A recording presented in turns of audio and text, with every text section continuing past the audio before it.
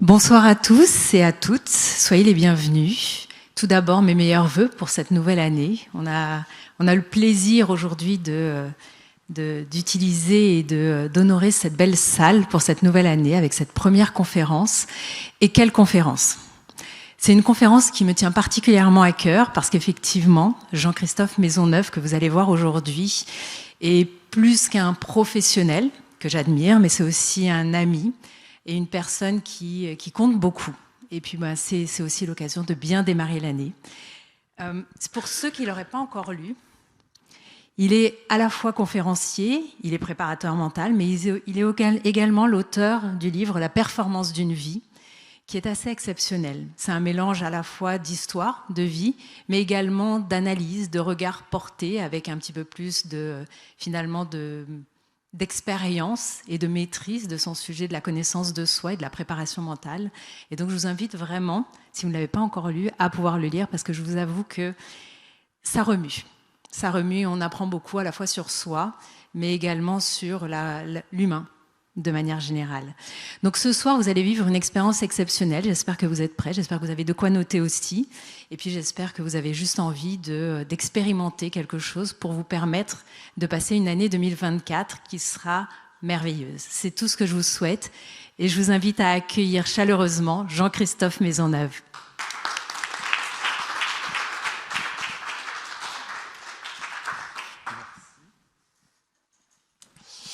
Merci. Je suis ravi d'être là, je suis ravi d'être parmi vous. Merci Julienne. Merci aux Arts et Métiers de m'accueillir et de m'avoir proposé cette conférence. Merci Julienne et son collègue, sans qui cette conférence n'aurait pas lieu. Donc merci à eux. Alors, ce soir je vais parler de vous, ou je vais vous parler de vous. Ce soir, le sujet, c'est vous. C'est comment vous allez pouvoir être le champion du monde de votre propre monde. Et pour vous parler de vous, je vais parler de moi. Je vais parler de moi, un petit peu. Mais l'objectif, c'est que vous arriviez à comprendre qui vous êtes. Alors, quand j'étais petit, parce que j'ai été petit, ça m'est arrivé pas longtemps, mais j'ai été petit. Quand j'étais petit, j'avais un père qui était plutôt autoritaire. Et pour lui, il fallait être premier, tout le temps, dans tout. Et si on n'était pas premier, on était nul. C'est comme ça. Premier ou nul. Donc autant vous dire que j'ai été plus souvent nul que premier. Mais ça a eu un impact quand même conséquent sur ma relation à la perfection. Et du coup, il m'a répété systématiquement que j'étais nul puisque j'étais pas premier. Même si j'étais deuxième. Hein. Deuxième, c'est pas premier, donc on est nul. C'est comme les matchs, quand on fait un match de tennis, il y a un gagnant et un perdant. Ça ne veut pas dire que le perdant est nul, mais en tout cas, il n'a pas gagné. Et bien moi, j'étais nul. Et à force de l'entendre, pendant ma scolarité, j'ai fini par m'en convaincre. Et j'étais persuadé qu'à un moment, j'étais nul.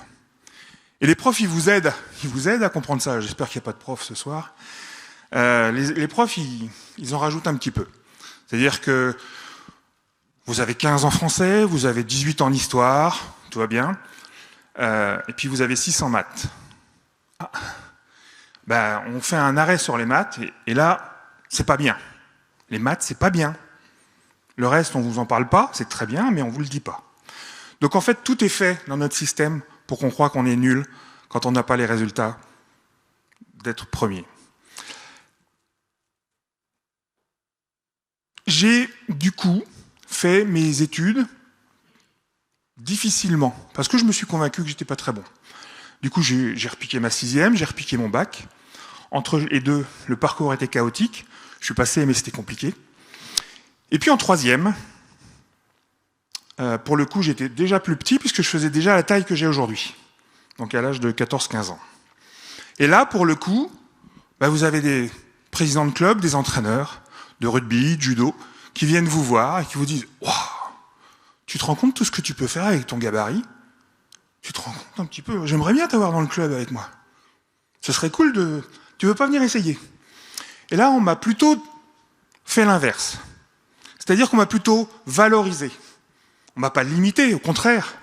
On m'a valorisé sur mon gabarit et tout ce que je pouvais imaginer pouvoir faire avec mon gabarit. Alors, il m'a quand même fallu un peu de temps de réflexion, 1 ou 2 ans. Et puis finalement, j'ai intégré un club de rugby. Et évidemment, zéro limite. Donc, j'arrive, je me dis, j'y vais, on m'a valorisé. Qui est le premier gars que je plaque? Le gars le plus costaud. Le gars le plus costaud de l'équipe en place. Et j'y vais, et je le prends alors que personne n'osait le prendre, parce qu'il y avait des épaules déboîtées ou autres. Moi, j'y vais, je le prends, je le retourne. En fait, ça veut dire simplement... ce qui s'est passé, c'est qu'en 3 ans, je me suis retrouvé en première division. Pourquoi? Parce que j'avais zéro limite dans ce que je pouvais faire. C'est vraiment la différence entre ce que j'ai intégré de ce qu'on m'a dit sur le domaine intellectuel, où j'étais persuadé que j'étais nul, et puis d'un autre côté, j'ai intégré ce qu'on m'avait dit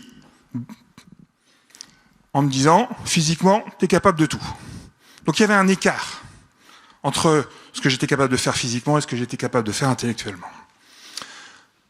Résultat, ça s'est équilibré. Ma confiance et mon estime se sont équilibrées. Et j'ai passé mon bac, et j'ai fait mon master tranquillement, j'ai pas repiqué 1 année, tout s'est bien passé. Donc ça, c'est la première chose.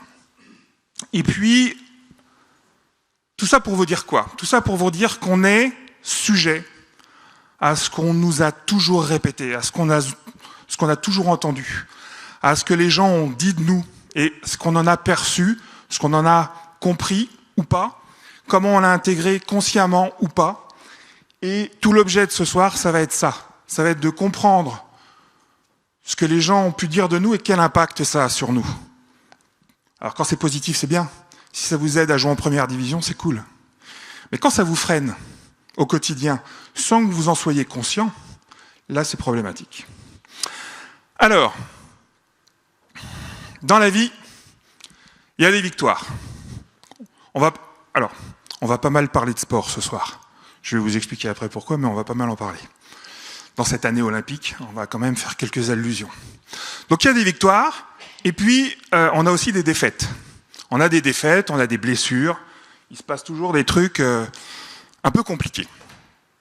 Et vous voyez que, quelle que soit la victoire, quand vous regardez les visages, quelle que soit la défaite, voire la blessure, qu'est-ce qu'on retrouve?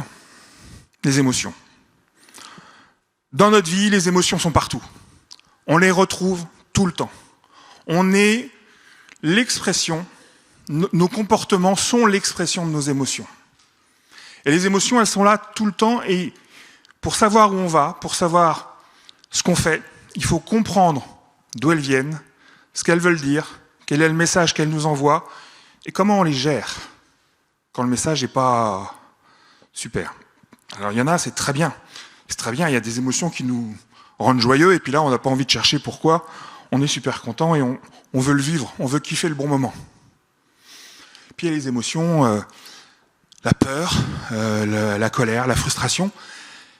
Ça, c'est quand même sympa d'identifier pourquoi elles arrivent, parce qu'elles ont un impact dans notre comportement. Et ça va être tout l'objet de ce qu'on va voir ce soir. Alors du coup, comment elles se traduisent? Souvent, une émotion, ça se traduit par la peur de quelque chose. On a peur du regard de l'autre, on a peur de ne pas être capable de, on a peur de gagner, on a peur de perdre, on a peur du succès. Je connais des entrepreneurs qui ont peur du succès. On peut avoir peur de perdre un job, on peut avoir peur du contexte économique, du contexte politique, on peut avoir peur de plein de choses. Et quand je dis peur, c'est... parce que la peur, pour moi, c'est la patronne des émotions. C'est celle qui vous permet de rester en vie. C'est celle qui, quand vous sortez, vous permet de pas avoir peur d'avoir peur du camion qui pourrait potentiellement vous écraser. Donc, tout le temps, tous les jours, il y a une façon de vivre une émotion et qui vous freine, qui peut vous freiner, qui peut vous bloquer dans vos actions quotidiennes.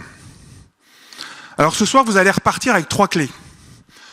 3 clés pour surmonter les blocages, parce qu'on en a tous. À un moment ou à un autre, on a un blocage, on a un frein.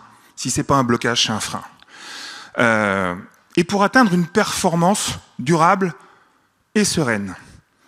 Alors, je vais revenir après sur le terme de performance parce que on peut ne pas être d'accord sur l'interprétation du mot. Ça peut engendrer comment on appelle ça, des perceptions différentes. Alors, avant ça, je vais reprendre un petit peu qui je suis. Donc Jean-Christophe Maisonneuve, donc j'ai joué au rugby, vous l'aurez compris, j'ai fait aussi pas mal de volets après en national.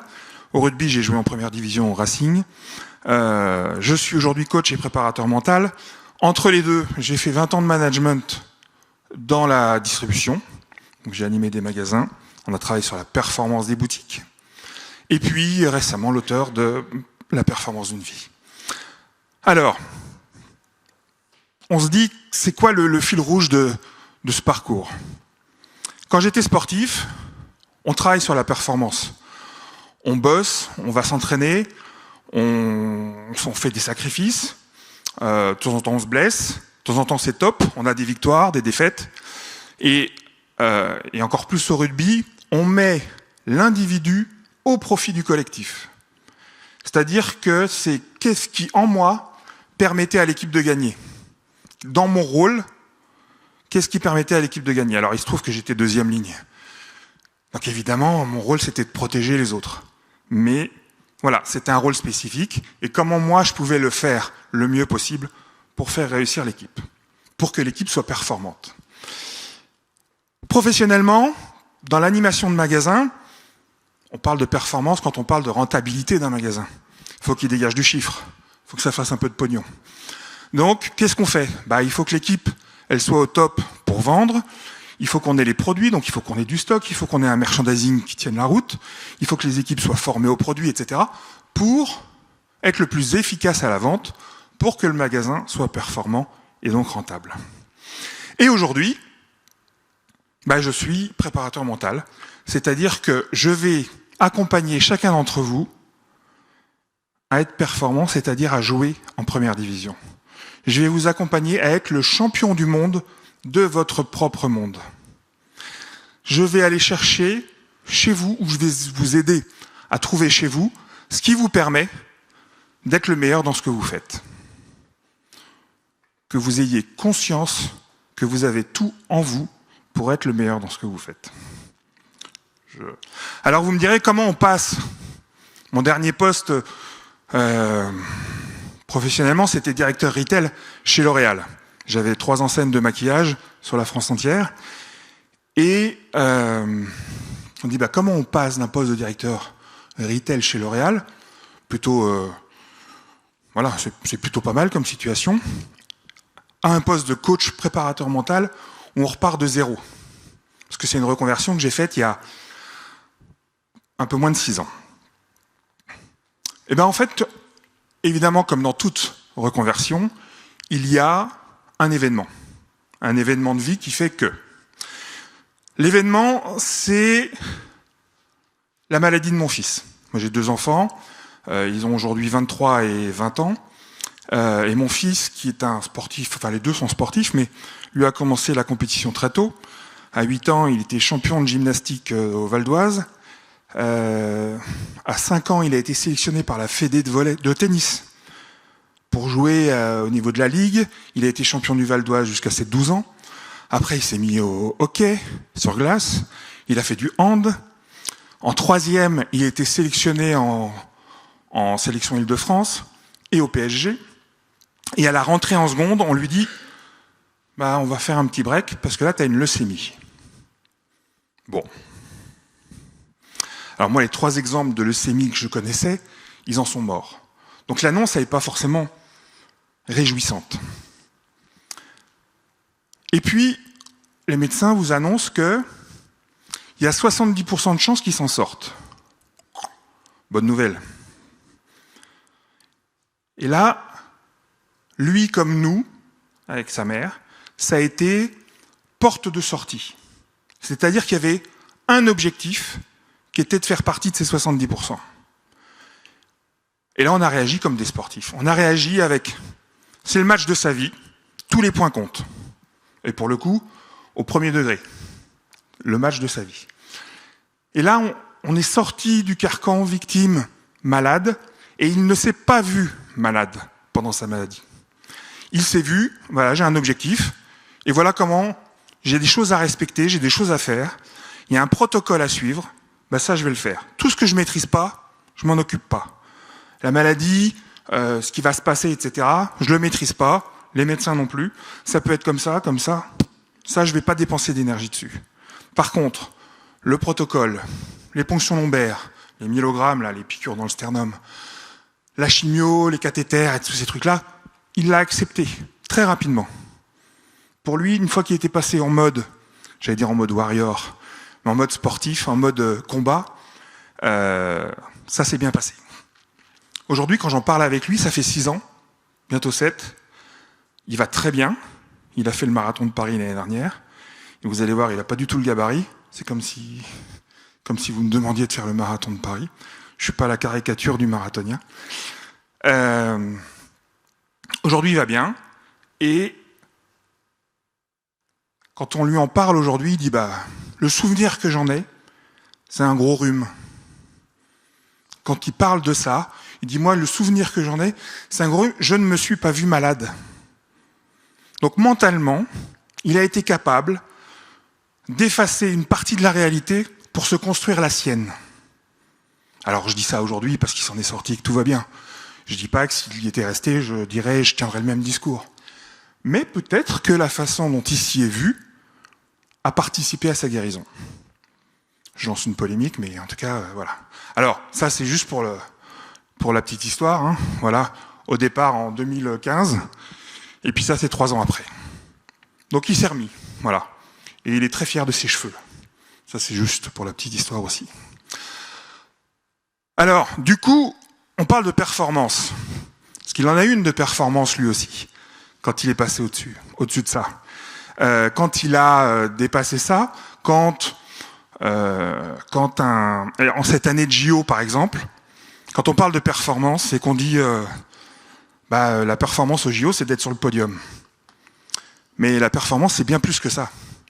Il y a la performance qu'on voit, effectivement, c'est le podium, c'est la coupe, c'est être premier, c'est être sur le devant de la scène. Mais on oublie que pour arriver là, il a fallu faire des sacrifices, il a fallu souffrir, il a fallu s'entraîner, il a fallu du temps, il a fallu peut-être traverser des blessures, il a fallu faire plein de choses. Et ça, on ne le voit pas. Et souvent, on dit ton monde intérieur révèle ton monde extérieur. C'est exactement ça pour moi la performance. C'est ce que vous avez à l'intérieur qu'il va falloir révéler, et c'est la façon dont vous allez briller qui va donner cette impression de performance. Quelqu'un qui est 4e au JO, souvent on dit « Ah, c'est la pire des places, il n'est pas sur le podium ». Ouais. Mais moi j'aimerais bien être qualifié au JO, déjà. Pouvoir participer à des JO, c'est top. Donc c'est déjà une performance. Quand on sait d'où viennent les sportifs, la qualification des JO, c'est une énorme performance. Et ensuite, c'est, en y participant, finir 4e, c'est une super victoire. Donc, il y a plein de façons de transformer la performance. Et évidemment, professionnellement, ça peut se traduire de différentes manières aussi. Performer au boulot, c'est pas forcément être le premier ou avoir le plus gros chiffre d'affaires, ou avoir le magasin qui fait le plus de chiffres, ou avoir le plus de clients, ou etc. Performer, c'est peut-être aussi faire en sorte d'être complètement aligné avec toutes nos méthodes, tout ce qui nous permet de vivre le mieux possible, ce qui va nous permettre d'arriver au résultat attendu, au résultat qu'on souhaite. En fait, un résultat, ce n'est que la conséquence de tout ce que vous mettez en place avant. Et donc, votre performance, elle tient dans tout le chemin pour arriver à ce résultat. C'est Michael Jordan qui disait qu'il avait raté plus de 9000 tirs dans sa carrière, qu'il a échoué un nombre de fois pas possible, qu'il a fait je sais pas combien de matchs, qu'on lui a demandé de shooter les points décisifs et qu'il les a ratés, et puis qu'il a raté encore et encore, et que c'est pour ça qu'il a réussi. Donc ça, c'est juste pour remettre un petit peu la notion d'échec au milieu de la performance, c'est-à-dire que l'échec fait partie de la performance. Il fait partie de la réussite. C'est parce qu'on échoue qu'on réussit. C'est comme ça qu'on apprend. C'est bon jusque-là ? La place du mental dans la performance, du coup, ça va être le sujet. Alors, en préparation mentale, on utilise plusieurs outils, plusieurs domaines d'intervention. On va intervenir sur la motivation, sur la fixation d'objectifs, sur la confiance en soi, sur la gestion du stress. On va parler de routine de performance, de discours interne, et on va parler d'imagerie mentale ou de visualisation.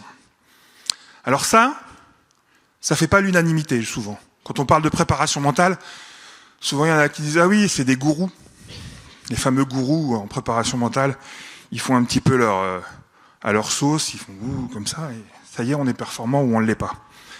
D'ailleurs, la formation en France en prépa mentale, elle est encore pas très reconnue. En tout cas, le chemin pour y arriver n'est pas forcément le même pour tout le monde. Alors, je vais vous proposer un petit jeu, si vous êtes OK. Je vais vous inviter à vous lever. Alors, vous inquiétez pas, vous n'allez pas transpirer, vous n'allez pas...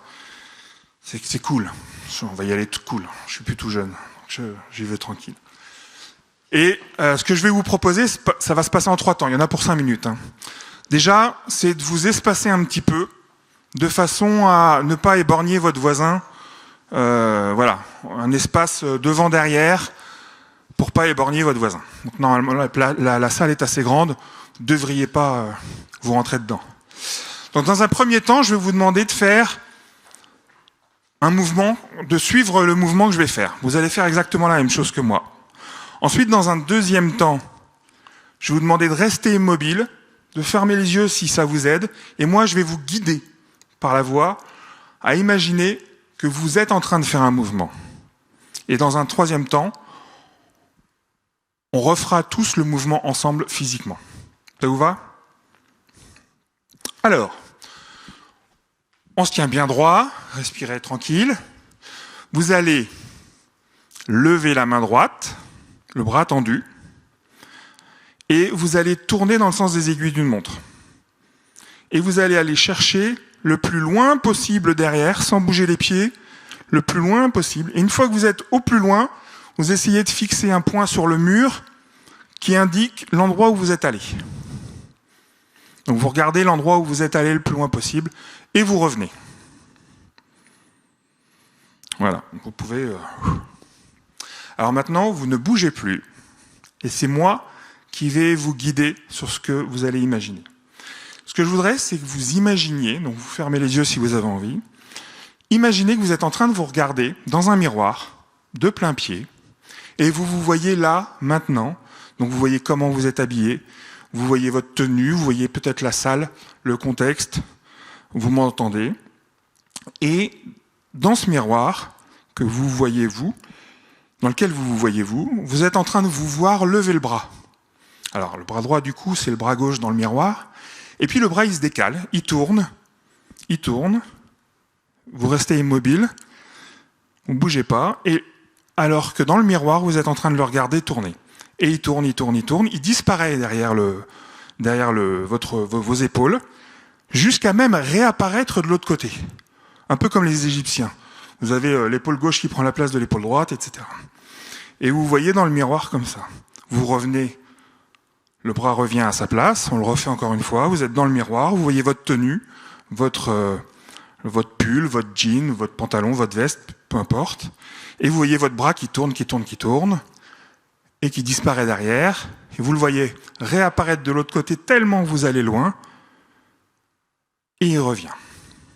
Et maintenant, on va le faire une troisième fois dans un mode encore différent, c'est-à-dire que toujours sans bouger, vous allez imaginer, non pas que vous vous regardez dans un miroir, mais que vous vous regardez par l'intérieur de vos yeux. Donc là, ce ne sont plus des images, ce seront des sensations. Donc vous sentez votre bras se tendre devant, Vous sentez les deltoïdes, le bras tendu, le coude tendu, jusqu'au bout des doigts. C'est tendu et vous commencez à tourner. Donc en tournant, vous le sentez dans l'épaule, vous sentez vos omoplates qui se resserrent, et puis au niveau du bassin et des obliques, vous sentez que ça tourne, que ça tire encore, vous sentez que les genoux ont envie de suivre, peut-être même les pieds, ils aimeraient bien tourner. Et vous tournez, et presque comme un bonhomme en caoutchouc, vous faites presque un 360. Et vous sentez que ça tourne, que ça tire, que vous êtes ultra souple, et vous revenez. On le refait encore une fois, vous sentez votre épaule se tendre, votre bras se lever, vos doigts tendus, ça tourne, vous sentez vos omoplates se resserrer, les abdos tirés, les obliques ça tire, mais en même temps c'est souple, vous allez très loin, ça tourne. Vous pouvez presque avec votre bras droit toucher votre hanche de l'autre côté, tellement vous êtes souple. Et vous revenez. Maintenant, vous pouvez rouvrir les yeux. Et on va le faire comme la première fois, physiquement en réel. Donc on lève le bras droit et on tourne.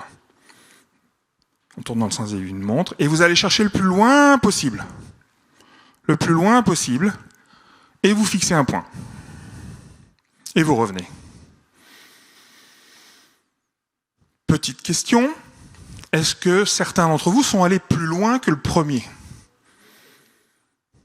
Qui n'a pas été plus loin ? Voilà. Alors, je vous invite à vous rasseoir.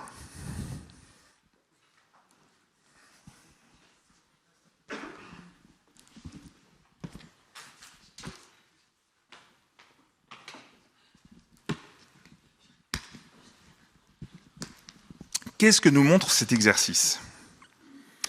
Tout simplement que votre cerveau est plus puissant que la simple volonté. C'est-à-dire que vous êtes capable aujourd'hui, en utilisant votre cerveau et l'imagerie à travers votre cerveau, d'aller beaucoup plus loin que la simple volonté d'aller le plus loin possible. Ça en dit long. Ça en dit long sur les capacités de notre cerveau à faire des choses. Notre mental est un outil ultra puissant. Aujourd'hui, on le sait, pour les sceptiques éventuels qui étaient là et qui sont allés plus loin, c'est quand même une preuve, avec ce qu'on vient de faire, qu'avec le cerveau, on peut aller plus loin. Alors, ça a énormément de domaines d'application. Ce petit exercice-là, il ouvre énormément de champs d'application au quotidien.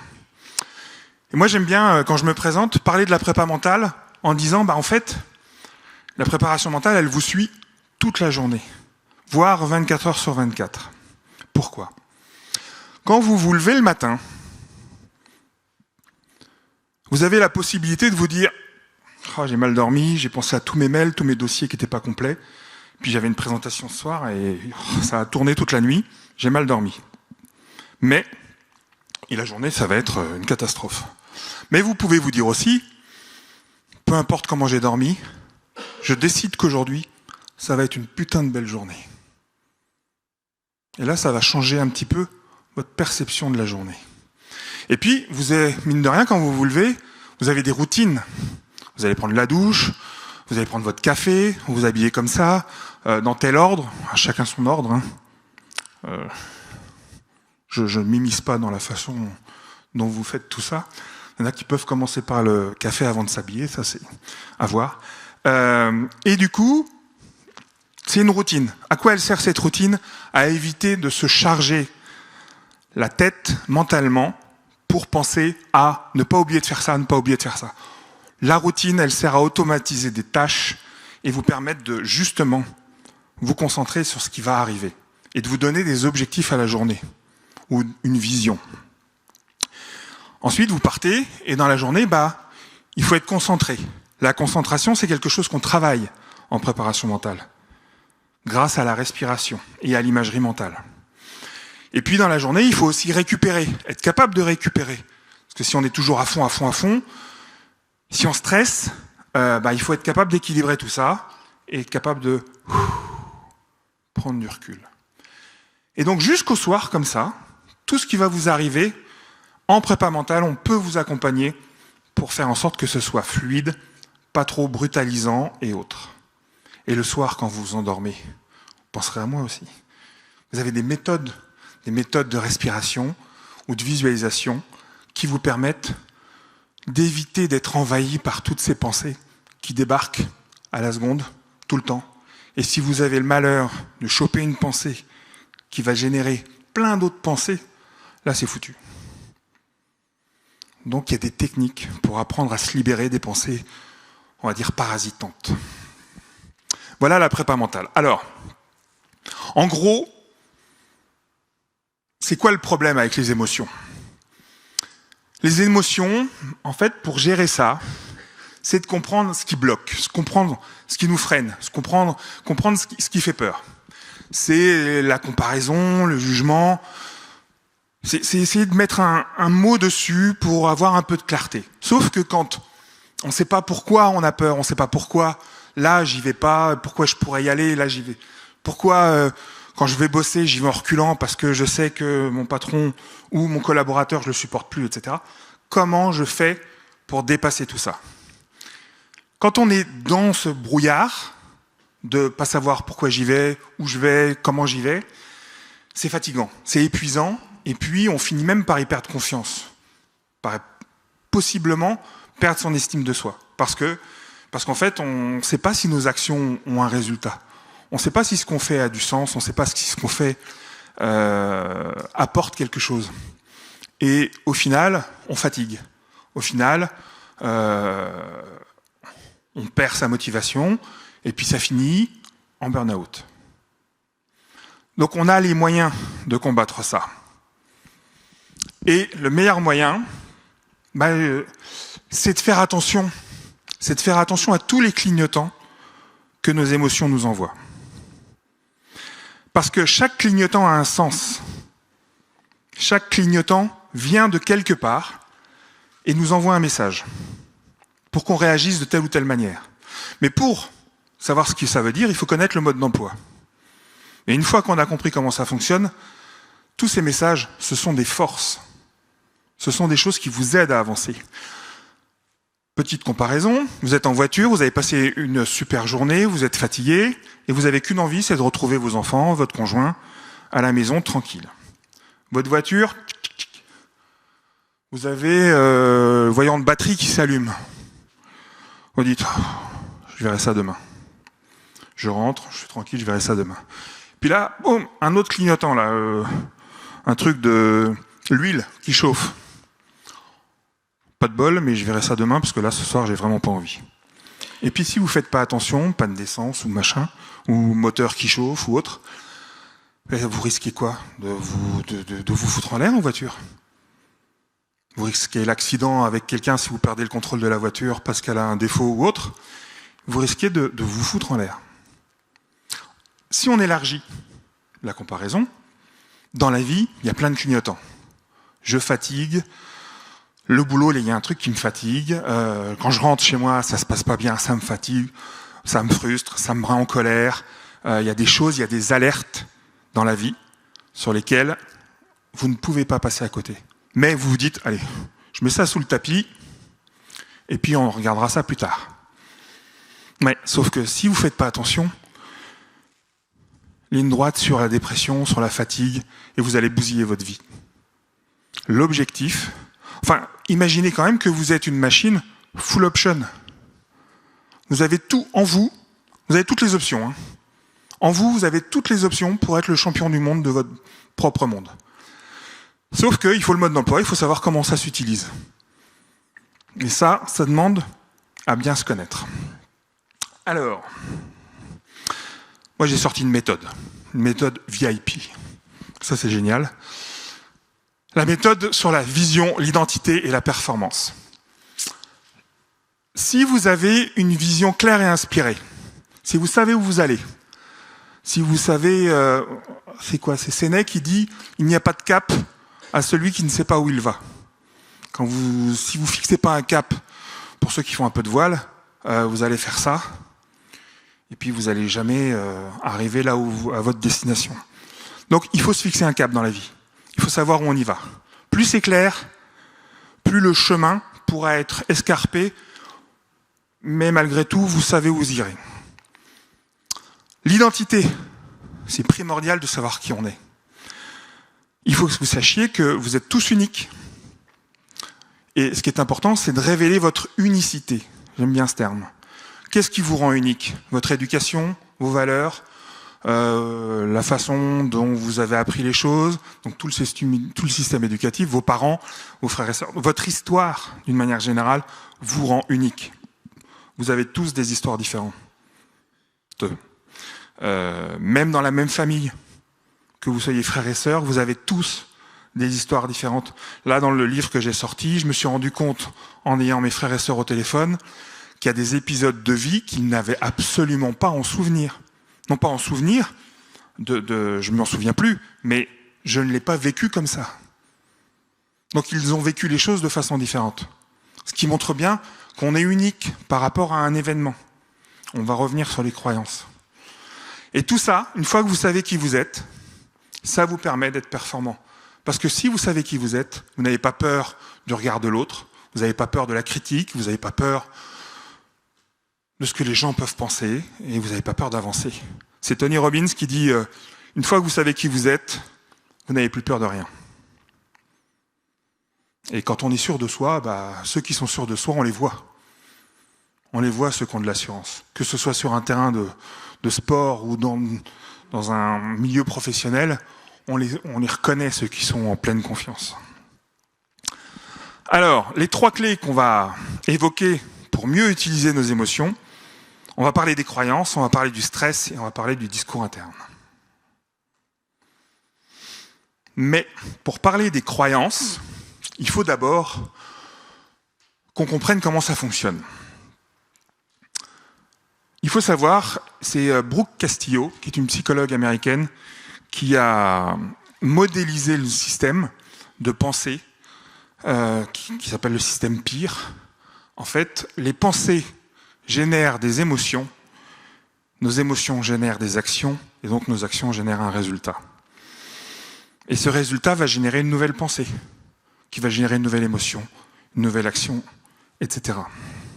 Donc vous imaginez que si la pensée au départ est positive, tout va bien.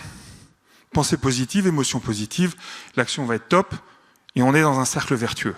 Mais si la pensée de départ, c'est pas la bonne, là on va tomber dans des trucs, et puis on va tourner en boucle sur des choses qui vont pas nous aider à sortir la tête de l'eau. Un petit exemple, avant de revenir sur la citation de Bouddha, un petit exemple. J'arrive à un tournoi de tennis, et mon adversaire, il se trouve que c'est celui qui m'a déjà battu 3 fois, sur 3 tournois précédents. Ma première pensée, c'est « je vais perdre mon match, il est trop fort ». Donc je vais encore à un tournoi et je vais encore perdre d'entrée. Pensée, je ne veux pas dire négative, mais oui, on peut la caricaturer de pensée négative. L'émotion derrière, soit de la perte de confiance, soit de la frustration ou de la colère en me disant « à chaque fois que je me déplace sur un tournoi, je tombe contre lui, j'en ai marre ». Et du coup, comment ça va se traduire en action? Tout simplement pendant le match, alors que comme je suis dans un rapport perdant-gagnant, ce que je sais faire, ce que je fais habituellement à l'entraînement sans problème, là je vais forcer mon geste. Je vais accentuer en me disant là il faut absolument que je gagne. Et je vais me tendre. Et en me tendant, je vais rater mon coup, je vais le bâcher, soit directement dehors, soit dans le filet. Alors que c'est un truc que je sais faire. Parce que je me suis dit au départ que j'allais perdre. Donc on peut rééquilibrer tout ça. Je pourrais très bien me dire, en arrivant et en voyant ce joueur, chouette, encore lui, et là je me lance un défi. La dernière fois, j'étais pas encore au point. Puis peut-être que j'ai travaillé mon revers, mon service, ma volée, peu importe. Mais là, je suis prêt. Donc là, ma pensée, d'entrée, elle n'est pas si négative que ça. Au contraire, je suis prêt à y aller. Donc l'émotion que ça génère derrière, c'est de la confiance. C'est là, je suis prêt. C'est presque de la combativité, mais je ne sais pas si c'est une émotion, la combativité. Et du coup, voilà, on se dit, on va y aller. Qu'est-ce qui va se passer pendant le match? Au lieu de me tendre, au lieu de me dire que là, il faut que je force, etc., je vais faire ce que je sais faire et je vais me faire plaisir. Il y a plus de chances que je gagne mon match à ce moment-là que sur la version d'avant. Et dans la vie, tout est comme ça. Tout événement génère une pensée, qui génère une émotion. Vous allez bosser dans la journée, vous vous dites « j'ai un dossier à rendre, j'ai du mal avec mon patron, je sais qu'il va encore me gueuler dessus parce qu'il est hyper pointilleux, etc. Et je sais que je suis pas à jour. » Paf! D'entrée, mon entretien ne va pas bien se passer. Parce que je sais que je suis mis à défaut. Qu'est-ce qui va se passer réellement? Je vais être mis à défaut. Et réellement, mon patron, et peut-être que ce jour-là, il n'a rien à me reprocher. Mais moi, je vais anticiper qu'il va me reprocher des choses. Et du coup, ça va se produire. C'est ce qu'on appelle la prophétie autoréalisatrice. C'est un fonctionnement cérébral qui fait que, à force de se répéter les choses, ça arrive. Et c'est ce que nous dit Bouddha. Et Bouddha, il l'a dit il y a longtemps. Il n'a pas attendu les études sur les neurosciences. Ce que tu penses, tu le deviens. Ce que tu ressens, tu l'attires. Et ce que tu imagines, tu le crées. Et dans la vie, vous avez énormément d'exemples là-dessus. Je pourrais en prendre des tonnes, parce que j'en ai plein, dans les gens que j'accompagne, ou dans des sportifs. Vous avez Cliff Young, qui est un fermier australien. 61 ans. Le gars décide, il n'a jamais couru de sa vie, c'est juste un fermier. Il décide de faire l'ultramarathon Melbourne-Sydney. 870 km. L'équivalent de 21 marathons. Il décide de le faire, il le fait, il a 61 ans, il le termine.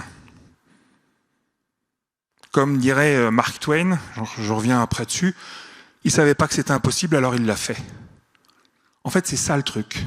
C'est que, et on revient à l'histoire de ce que je vous racontais en début de conférence, c'est que, à force de se répéter les choses, on se limite dans un sens ou dans l'autre. Si on vous dit que vous êtes nul, vous êtes nul. Vous finissez par y croire et vous le réalisez que vous êtes nul. Et si on vous dit l'inverse, au final, vous pouvez imaginer que vous êtes bon dans ce que vous faites. Pourquoi les Américains ils sont toujours en train d'en faire des tonnes avec leurs gamins? Ouais, t'es merveilleux, t'es champion du monde, etc., etc. Ça donne des gamins qui ont peur de rien après. Ça veut pas dire qu'ils sont champions du monde, mais ça donne des gamins qui y vont. Et du coup, nos croyances derrière ça, c'est quoi? Nos croyances ont un impact sur notre réalité. Du coup, sur notre pensée. Parce que si j'interprète un événement en pensant que cet événement a eu lieu comme ça, si j'interprète que le gars qui m'a battu 3 fois est meilleur que moi, je crois qu'il est meilleur que moi. Et ma réalité, c'est qu'il est meilleur que moi. Mais la réalité, la réalité de départ, c'est que oui, il m'a battu 3 fois. Ça ne veut pas dire qu'il est meilleur que moi. Petite nuance qui n'est pas négligeable pour un Djoko ou un Nadal ou un Federer, qui ont tous perdu des matchs dans leur vie, mais qui en ont aussi beaucoup gagné. Et heureusement qu'ils ne se sont pas dit « il est meilleur que moi parce qu'il m'a battu une fois ». Alors les croyances, elles naissent pas, un sportif n'est pas dans un gymnase, comme dirait Mohamed Ali, ça naît d'un rêve, d'une grande vision. Les champions qu'on connaît, Teddy Riner, à 14 ans, il disait qu'il allait être champion du monde. S'il ne se l'était pas dit, il n'y serait jamais arrivé. J'en ai plein d'autres des extraits comme ça, de champions qui ont rêvé d'être grands. Mais si on ne rêve pas grand, on n'y arrive pas. Cette citation de « visez la lune, vous atterrirez dans les nuages ». Oui. Si vous visez les nuages et que vous n'y arrivez pas, vous atterrirez pas dedans. Si vous visez pas là, vous n'arriverez jamais là. Pardon, c'est l'inverse. Si vous visez là, vous n'arriverez jamais là. Vous prenez 2 joueurs de tennis qui commencent le tennis en même temps. Il y en a un à qui on dit « Alors, c'est quoi tes ambitions ?» Moi, je veux me faire plaisir. J'ai envie de jouer avec un copain. Je vais jouer 1 fois ou 2 par semaine. Ok. What else? Non, moi c'est bien comme ça. Et puis si je peux prendre des cours de temps en temps pour progresser, je le ferai. D'accord. Et au deuxième, qui commence en même temps, on lui dit « Et toi, t'as envie de faire quoi ?» Moi, je vais être numéro 1. Et qu'est-ce que tu vas faire? Je vais m'entraîner tous les jours, le plus possible. Et puis dès que je peux faire un tournoi, je le ferai. Et puis si je peux intégrer un club un peu élite qui accompagne les sportifs, etc., je vais le faire. Et puis un jour, je prendrai un préparateur physique pour me préparer à être encore meilleur, etc., etc. Et ce gars-là, il a évidemment plus de chances d'être meilleur que son copain. Ce gars-là, c'était Djoko. C'est comme ça qu'il a commencé le tennis. Donc tout dépend de la façon, de la vision que vous avez de vous, de ce que vous avez envie de faire. Rêvez grand, n'ayez pas peur. Combien de fois j'entends des parents dire à leurs enfants « Non, j'accompagne des gamins qui font du golf, qui sont plutôt bons d'ailleurs, en élite. » Et les parents qui disent « Il me parle de Tiger Woods, il me parle de machin, il veut faire des tournées et tout. » Il faut qu'on lui remette un peu les pieds sur terre. Mais non, laissez-les rêver. Laissez-les rêver. Il n'y arrive pas, c'est pas grave. Mais il va se donner les moyens de rêver. La déception d'un grand rêve, c'est juste un objectif qui n'est pas atteint. Mais ce qui est important, c'est le chemin. C'est ça qui est intéressant. Quand on entend souvent tous les enfants ne sont pas des compétiteurs. Je ne sais pas si tout le monde a des enfants dans la salle, mais dès qu'un gamin sait marcher, vous lui envoyez un ballon, qu'est-ce qu'il fait? Il joue avec, il vous le renvoie, il veut faire un foot, il veut vous challenger avec le ballon. Dès que les gamins sont garçons ou filles, dès que les gamins sont en âge de courir ou de faire du vélo, « Allez papa, on fait la course !» Tous disent ça. « Premier au poteau à gagner !» Et puis d'un côté, vous allez avoir la famille où il va dire « Allez, plus vite, tu me rattraperas pas. » Et moi, je ne le laisserai pas gagner. Il faut qu'il court pour me rattraper. Et puis de l'autre côté, sur le trottoir d'en face, vous avez l'autre famille. Elle dit « Va pas trop vite, tu pourrais tomber, tu pourrais te faire mal. On court pas sur le trottoir. » Pas tort, mais on pourrait... Voilà. Et en fait, la différence de discours va influencer tout le schéma et créer une croyance. Si je vais trop vite, je risque de tomber. Si je fais ça, je risque de me faire mal. Donc j'y vais pas. Les doigts dans la prise. Si, mets les doigts dans la prise, fais-toi mal. Prends du jus. C'est exactement ce qu'on dit à un gamin. Vas-y, mets les doigts dans la prise. Il faut que les gamins se fassent mal pour apprendre. Je heurte un peu les sensibilités. Mais voilà, en fait, on est tous compétiteurs. C'est la vie qui fait qu'on l'est plus ou moins après. Alors, les émotions, comment ça arrive? Vous avez une réalité. Oui, le gars, il m'a gagné 3 fois. Ça, je ne peux pas revenir dessus, il a gagné 3 fois. Par contre, qu'est-ce que ça a généré chez moi? Comment je vois les choses? Est-ce que je me dis, au final, avec le fait de ne pas être premier, de croire que quand je ne suis pas premier, je suis nul, si je n'ai pas gagné ces 3 matchs-là, finalement, je suis nul. Donc, il va encore gagner contre moi. Donc, ma réalité est transférée, elle est filtrée par ces croyances que j'ai de mon enfance. Et au final, l'émotion, ma nouvelle réalité, c'est il va gagner, il est plus fort. Et c'est un fait, pour moi, j'y crois.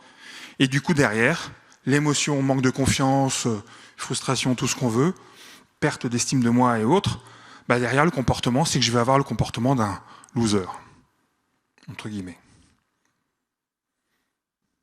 Alors, il y a un réel impact qu'on appelle les marqueurs somatiques sur les choses qui se passent dans la vie et qui vont ancrer des croyances. Je vais vous parler de... Quand j'étais jeune, je partais en vacances à la campagne. J'avais une grand-mère, mamie gâteau, qui nous recevait à la campagne. À l'époque, il n'y avait pas beaucoup de voitures. Donc on se retrouvait entre cousins, cousines. Et puis, on pouvait se balader à vélo, on pouvait se balader où on voulait dans le petit village, dans les champs. C'était cool. Et puis on se retrouvait à 4h tous les jours, entre cousins, cousines. Et là, mamie gâteau nous avait préparé une tarte à la fraise absolument exquise, qu'on partageait tous, et c'était des moments super sympas.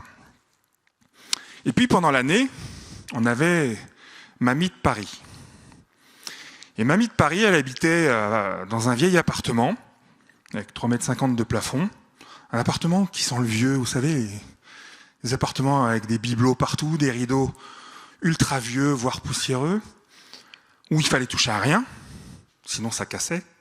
Et puis mamie de Paris, c'est un peu folcoche, vous voyez, la verrue sur le nez, le poil au menton, la nana, la grand-mère pas très aimable, pas du tout généreuse, où pendant les repas, il fallait pratiquement pas parler, et où la seule activité à laquelle on avait droit, c'était de faire un Scrabble ou un bridge à la fin du repas. Et à la fin du repas, on avait la tarte à la rhubarbe de Mamie de Paris. Celle avec des fils. Vous savez, celle qui fait penser à celle qu'elle avait sur le moustache. Et cette tarte à la rhubarbe, elle était fade. Elle est fade parce qu'on rigolait pas avec Mamie de Paris.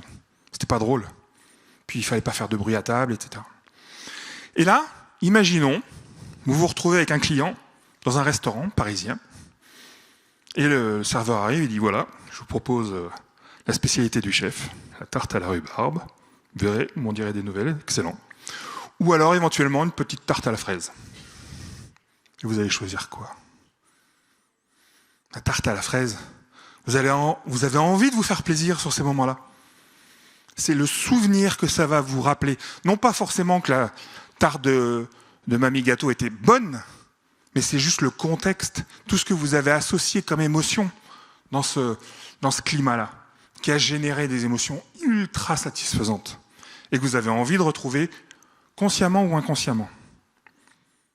Et là, je vous parle que d'une tarte à la fraise. Mais des souvenirs, des marqueurs comme ça, vous en avez plein. Moi, je vous parlais de mon père tout à l'heure. Je suis premier, je suis nul. J'ai pu vivre aussi une récitation en classe. Vous récitez votre poésie, et puis au fond de la classe, vous avez toujours les 2-3 bouts en train qui se mettent à rigoler. Moi, j'étais en train de réciter ma poésie. Je me concentrais pour essayer de me souvenir de tout. Et ils m'ont déstabilisé. Du coup, j'ai bafouillé. J'ai cru qu'ils se moquaient de moi. En fait, pas du tout. Mais moi, j'y ai cru. Et du coup, je me dis, plus jamais je passe devant un public. Terminé la prise de parole en public. Je suis pas à l'aise du tout. C'est un truc, j'ai horreur de ça. Ben non. En fait, j'ai fait le point.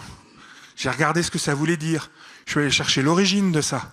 Et j'ai compris qu'en fait, ces petits... du fond de la classe, ils rigolaient parce qu'ils étaient en train de rigoler avec des copines à côté. Et ça n'avait rien à voir avec moi. Donc on fait des associations avec notre perception, avec ce qu'on vit, ce qu'on ressent à un moment, et qui vient s'ancrer, si on ne s'en débarrasse pas tout de suite, et qui reste longtemps, longtemps, longtemps. Donc l'objectif, il est de modifier, non pas la réalité de départ, mais de comprendre que notre réalité n'est qu'une représentation, et pas la réalité. Et donc pour ça, il faut mettre le doigt sur la croyance d'origine. Un autre exemple, j'ai travaillé avec un entrepreneur qui gagnait très bien sa vie. Il faisait plus de 100 000 euros de chiffre d'affaires par mois. Mais d'un mois à l'autre, il avait 0 de trésor. 0. Il lui restait rien. Donc autant vous dire que tous les mois, il était en stress, que tous les mois, il gérait mal, il se dit, cette année, ce mois-ci, il faut que je paye mes salariés, mes charges, mes trucs, mes machins. Mais j'ai plus rien. Et je dis, mais comment tu peux dépenser tout ce que tu as? C'est pas possible. Mais il me dit... Et en fait, on a cherché, on a creusé. Et en fait, on s'est rendu compte qu'il a été élevé par sa mère, et sa mère lui disait, les riches, c'est pas bien, c'est des égoïstes. En fait, son mari est parti, il a bien gagné sa vie, du coup, il s'est barré. Du coup, elle a gardé, elle, une image des gens qui gagnaient bien leur vie comme quelque chose de négatif, qu'elle a, elle aussi, ancré. Mais du coup, qu'elle a transmis à ses enfants. Et lui, il a toujours entendu par sa mère, les gens riches, c'est pas des gens bien, c'est des gens égoïstes, ils sont pas sympas, ils partagent pas, et puis c'est des gens méchants. Bon. Donc lui, il voulait absolument pas, inconsciemment, donner cette image à sa mère. Donc le jour où il a compris ça, il s'est dit, je sais qu'elle adorerait avoir un bungalow au bord de la mer. C'était une Réunionnaise qui habitait en France, mais c'était des Réunionnais. Et il a acheté un bungalow au bord de la mer à sa mère. Et là, du jour au lendemain, sa mère, « Oh, mon fils! Vous avez vu mon fils, il est généreux, il est gentil. Ah, il gagne bien sa vie. Mais vous avez vu, il en donne, il partage. Il m'a fait un cadeau, c'est incroyable. Il est super, mon fils. » Donc l'histoire du truc, c'est que d'un seul coup, lui, déclic, et il s'est mis à faire un peu d'argent. Et il s'est mis à développer. Et le double effet qui se coule, c'est qu'il se débarrassait de sa mère 6 mois de l'année, qui partait à la Réunion. Donc vous voyez qu'on peut modifier une croyance. On peut aller chercher l'origine de la croyance et modifier l'impact qu'elle a au quotidien. Les citrons, vous en avez tous déjà mangé. Donc rien que de le montrer comme ça, je suis sûr que déjà, il y a des papilles qui... Vous sentez là, il y en a qui déglutissent, il y en a qui... On voit tout de suite la pulpe du citron là. On sait que c'est amer, il y en a qui... Voilà. Et en même temps, on sait aussi que au niveau du toucher, on sent le toucher. C'est lisse et en même temps un peu rugueux, etc. Enfin, on a tous ça. Si je vous disais, allez, on ferme les yeux, on imagine, vous mettez le citron à votre bouche, je suis sûr que la moitié d'entre vous, voire les 3/4, vous allez réagir. Donc ça, c'est pareil. C'est un ancrage. C'est quelque chose qui est venu s'ancrer en termes de... Au-delà d'une simple émotion. Ça va à une sensation physique. C'est ce qu'on appelle le VACOG. La visualisation, l'olfactif, le kinesthésique, l'audition et le gustatif. En fait, les croyances ont un impact aussi physiologique. C'est pour ça qu'elles ont un impact jusqu'au comportement. Et votre comportement est aussi guidé par vos croyances. Et ça a été prouvé. Alors, je ne vais pas vous donner tous les exemples qui ont été utilisés, mais on a un chercheur qui s'appelle Takashi Anakawa, qui est américain, comme son nom l'indique, et qui a fait des études en utilisant des électroencéphalogrammes sur des joueurs de basket, où on leur a demandé de faire des lancers francs. Donc, il y avait un groupe qui faisait des lancers francs sur le terrain. Ils s'entraînaient 1 heure par jour pendant 1 mois. Et un autre groupe à qui on a dit, vous restez dans votre canapé et vous faites des entraînements, mais entraînements canapé. Et on s'est rendu compte en mettant en commun, déjà qu'ils avaient, au bout d'1 mois, quasiment progressé de la même façon. Je crois qu'on était à plus 24% pour ceux qui s'étaient entraînés physiquement, et plus 23%, 23, quelque chose, sur ceux qui s'étaient entraînés dans leur canapé. Et quand on regarde les électroencéphalogrammes, on se rend compte que les zones du cerveau qui préparent le mouvement, donc qui sont uniquement dans la mentalisation, et la zone du cerveau qui fait l'action, l'exécution du mouvement, on est à 80% de similarité, de zones identiques. Et ça a modifié l'histoire de la réathlétisation, par exemple. Des joueurs blessés, on sait que maintenant, on peut les entraîner sans qu'ils aillent sur le terrain. On peut visualiser la façon de s'entraîner. On peut se débarrasser de gestes parasites. On peut progresser et continuer à maintenir ce qu'on appelle des connexions neuronales pour que le corps continue d'associer un mouvement. Encore une fois, ça prouve que notre cerveau ne fait pas la différence entre la réalité et l'imagination. Donc, évidemment, si vous avez envie d'imaginer que vous êtes le dirigeant de votre boîte et que votre boîte va faire 10 millions, vous avez tout à fait le droit de l'imaginer. C'est pas interdit. Et vous verrez, ça changera peut-être pas la réalité, mais ça changera la façon dont vous allez vivre la réalité. C'est ça, le changement. C'est ça le truc important. La réalité, c'est ce que je vous montrais tout à l'heure, elle ne change pas. Elle ne change pas. La réalité reste la même, mais c'est la façon dont vous la percevez qui change. C'est la façon de percevoir les choses plus ou moins positivement qui va faire que vous allez avancer et progresser. Il y a, j'ai plus le nom, Caroline Dweck, je crois, une américaine, une anglaise, qui a parlé de mindset de croissance et de mindset fixe. Il y a des gens qui pensent qu'ils sont comme ils sont, et qu'il n'y a rien qui peut changer. Donc si je leur parle d'émotions, etc., et qu'on peut changer une croyance et qu'on peut modifier ça, pour eux, c'est niette. Il n'y a rien qui peut changer. Et puis, il y a ceux qui ont ce mindset de croissance, qui se disent, OK, je suis le maître de mes pensées, je peux modifier les choses. Einstein disait, on ne peut pas modifier un problème avec le même système de pensée que celui qui a généré le problème. Il suffit de modifier nos pensées. Alors, c'est facile à dire. Hein. Alors comment on fait ça? Alors, je vous le disais tout à l'heure, il y en a qui ne savaient pas que c'était impossible, alors ils l'ont fait. En fait, on est tous capables d'être des champions.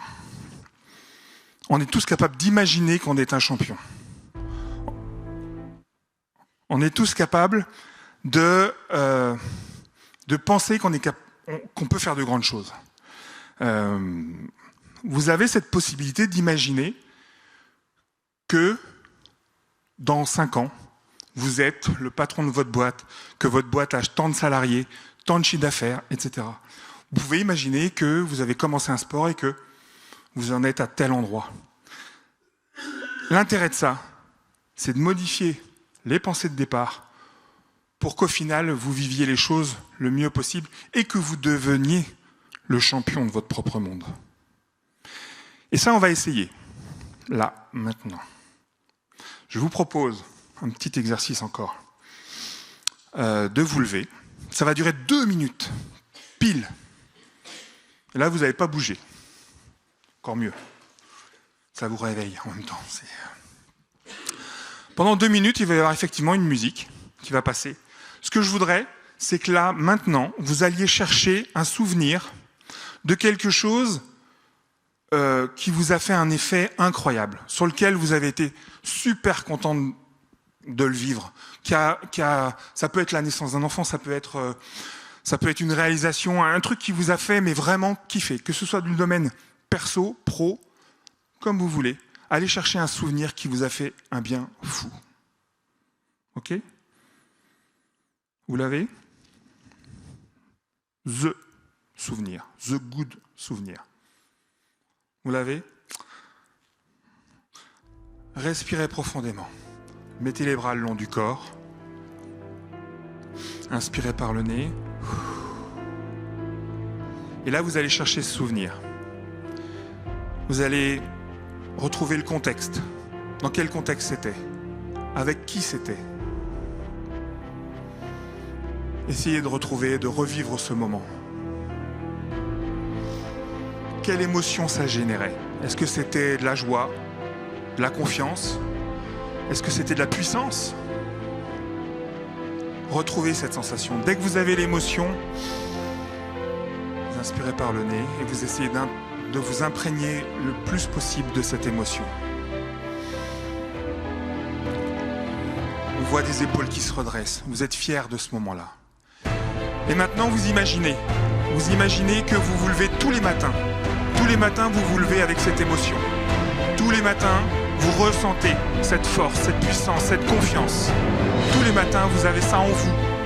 Qu'est-ce que vous feriez si vous aviez ça tous les jours en vous comme émotion qui vous accompagne au quotidien, dans votre job, dans votre vie ?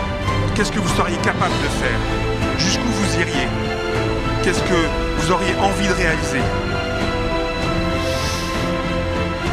Respirez profondément.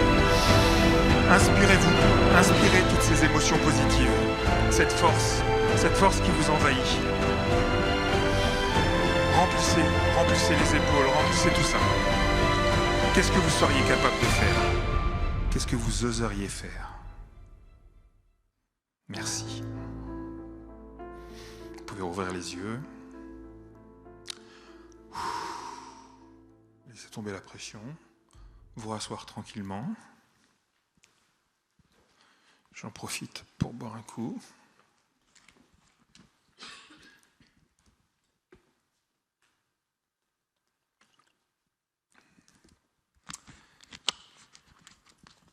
Est-ce que ça fait du bien ? Un peu ? En fait, c'est votre pouvoir. Vous avez le pouvoir d'imaginer, d'aller chercher des choses que vous avez vécues, voire de les transformer en de choses encore plus grandes. Ça, c'est votre premier pouvoir. Alors après, malheureusement, il y a le stress qui arrive. Et on ne maîtrise pas forcément son stress tout le temps. Alors le stress, avant de parler du stress, il faut qu'on comprenne un petit peu ce que c'est. Le stress, c'est la différence entre la perception d'une situation et l'estimation de vos ressources pour y faire face. Le choix des mots est important. C'est une perception et une estimation. Autant vous dire que dans le stress, il n'y a rien de réel.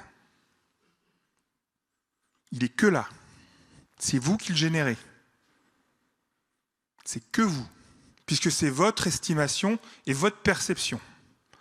Si vous avez perçu que la situation, au niveau de difficulté ici, et que vous vous estimez ici, ah ouais, là on va stresser. Ça va être compliqué. Par contre, si vous êtes en pleine confiance et vous dites ok, pas de problème, vous êtes là, et puis ce que vous allez affronter, ouais, bah c'est là. Petit stress. Il n'y a pas de bon et mauvais stress. Il y a un stress adapté à chaque situation. Et on en a besoin. On a besoin de stress. Si je dis à un boxeur, avant son combat, sois cool, tranquille, respire, détends-toi, on va faire l'exercice qu'on vient de faire. C'est cool. Ben, il va monter sur le ring et il va s'en prendre plein la tronche. Ça, c'est sûr. Par contre, si je dis à un golfeur la même chose, il va être dans la maîtrise de ce qu'il doit faire. Donc ça va lui convenir d'être plutôt cool, plutôt zen, pour bien maîtriser son geste de A à Z. Alors si je dis au boxeur, alors que si je dis au golfeur, allez, faut y aller maintenant, on y va, allez, on s'agite, on se met en activation et on va rentrer dans la balle. Bah, je suis pas sûr qu'il fasse beaucoup de parts, comme on dit. Donc en fait, le stress, il est là. Tout est dans la perception et l'estimation. Alors oui, il y a réellement un impact physiologique. Si je fais un petit peu d'anatomie, le stress circule à travers le nerf vague. Le nerf vague, il naît au niveau de l'hypothalamus, et il traverse les pupilles, la bouche, il passe par tous les états internes, tous les organes internes des membres supérieurs. Cœur, poumons, intestin, estomac, foie, vessie, etc., etc. Jusqu'à finir dans le psoas, qui est un muscle qui traverse le bassin, qu'on appelle aussi le muscle poubelle, puisque c'est là où se termine le stress qui vient s'emmagasiner au niveau du psoas. Donc souvent, quand on a mal à la hanche ou autre, c'est lié à ça. Alors il y a différentes façons d'étirer le psoas, mais ça c'est un autre sujet. Ce qui va se passer, c'est que quand le stress va circuler, ben ça va soit, alors c'est notre système nerveux sympathique, qui n'a rien de sympathique, qui va activer ce stress, et du coup vous allez avoir une augmentation de l'adrénaline, vous allez avoir les pupilles qui vont se rétrécir, vous allez avoir la digestion qui va se bloquer, vous allez avoir le rythme cardiaque qui va augmenter, la respiration aussi, etc., etc. Et puis à l'inverse, le système nerveux parasympathique, lui, atténue tout ça. Donc c'est de l'endorphine, ça fait baisser le rythme cardiaque, on baisse la respiration, on retrouve tout, etc. Ce qui veut dire qu'effectivement, physiologiquement, il y a un réel impact. Sauf que, donc, je vous l'ai dit, d'abord, perception d'une difficulté, estimation de ses propres ressources. Donc si on ne se connaît pas, si on ne sait pas qui on est, si on n'a pas défini son identité, si on ne connaît pas ses ressources, bah, toute situation peut être sujet à être super stressante. Là, je suis arrivé ce soir, oh, mon Dieu, je suis devant la classe, il y en a qui vont rigoler au fond. J'aurais pu mettre la barre ici. Et puis moi, je suis qu'un pauvre petit conférencier qui n'a pas l'habitude, et faire plein de maladresses, et être complètement trempé, tout rouge, etc. J'aurais pu être comme ça. Mais j'ai équilibré tout ça. Donc, le danger qui génère le stress, il y a différentes façons. L'homme de Néandertal, lui, quand il stressait, c'était pas compliqué, c'était danger de mort.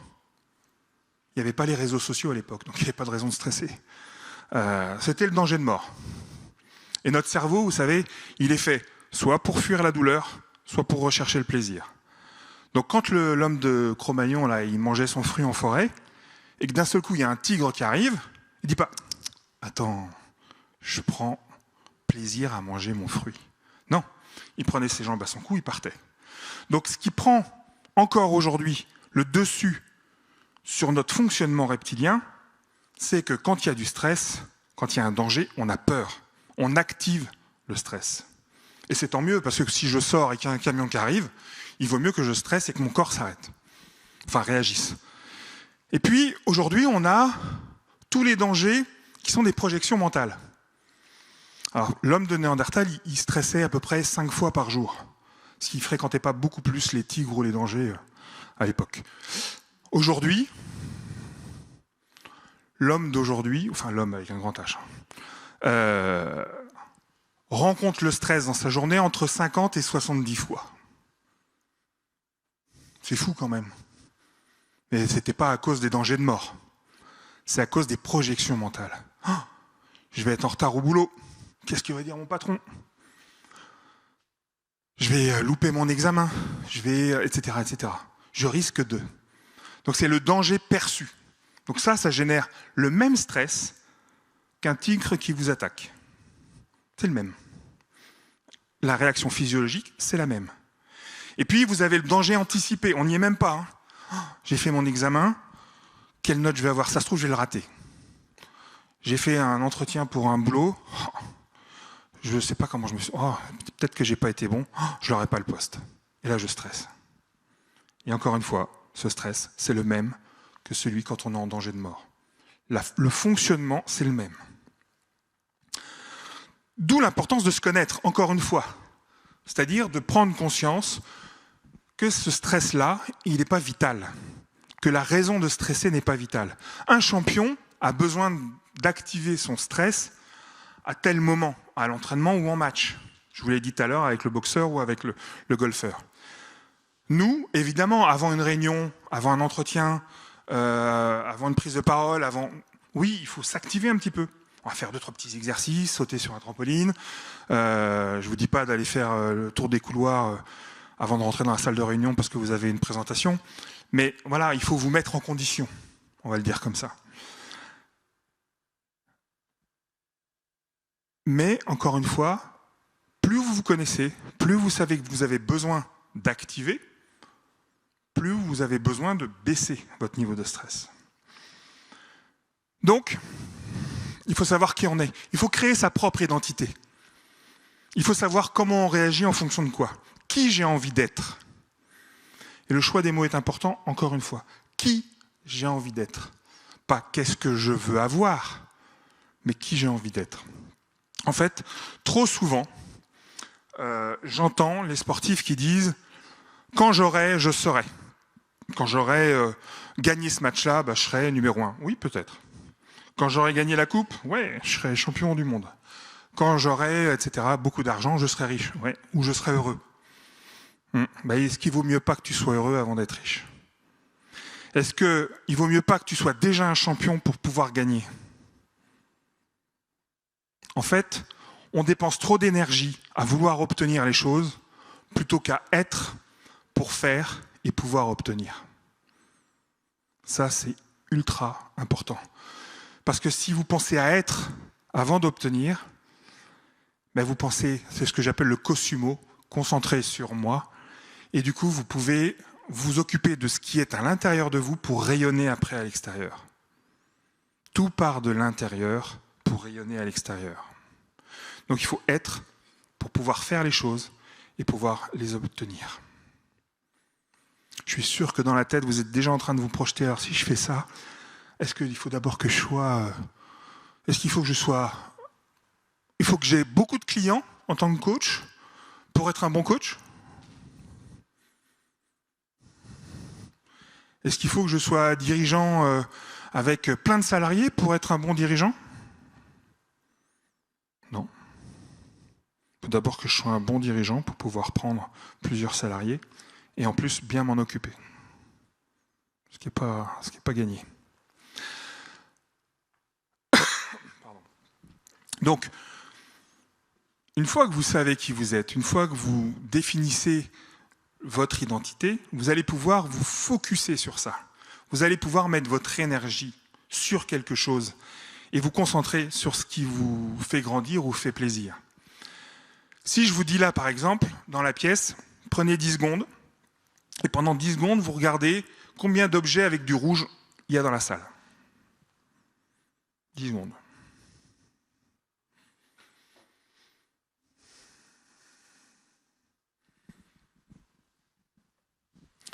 Ok. Combien à la louche? 6? 23? Ah oui, avec tous les petits cercles. Ah, il y en a qui ont compté chaque cercle. Il y en a qui se sont dit, est-ce que ça c'est rouge? Est-ce que c'est rose? Est-ce que c'est lit de vin? Est-ce que c'est mauve?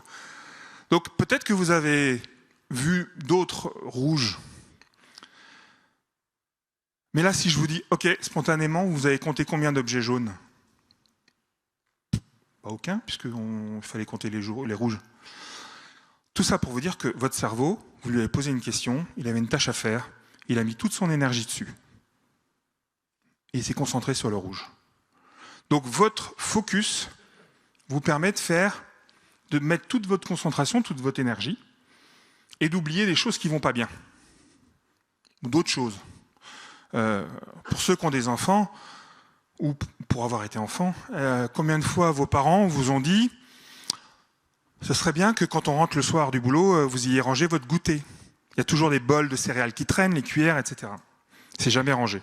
Moi, quand je rentre du boulot, j'aimerais bien que ce soit rangé. Et puis tous les jours, vous répétez. Puis un jour, ils vont tout ranger. Mais ils vont oublier une cuillère. Une petite cuillère. Et vous allez rentrer, me dire « C'est pas possible. Vous n'avez encore pas rangé votre goûter. Il y avait une cuillère qui traînait. » Alors qu'eux, ils avaient fait l'effort, ils avaient tout bien fait, mais ils ont oublié une cuillère.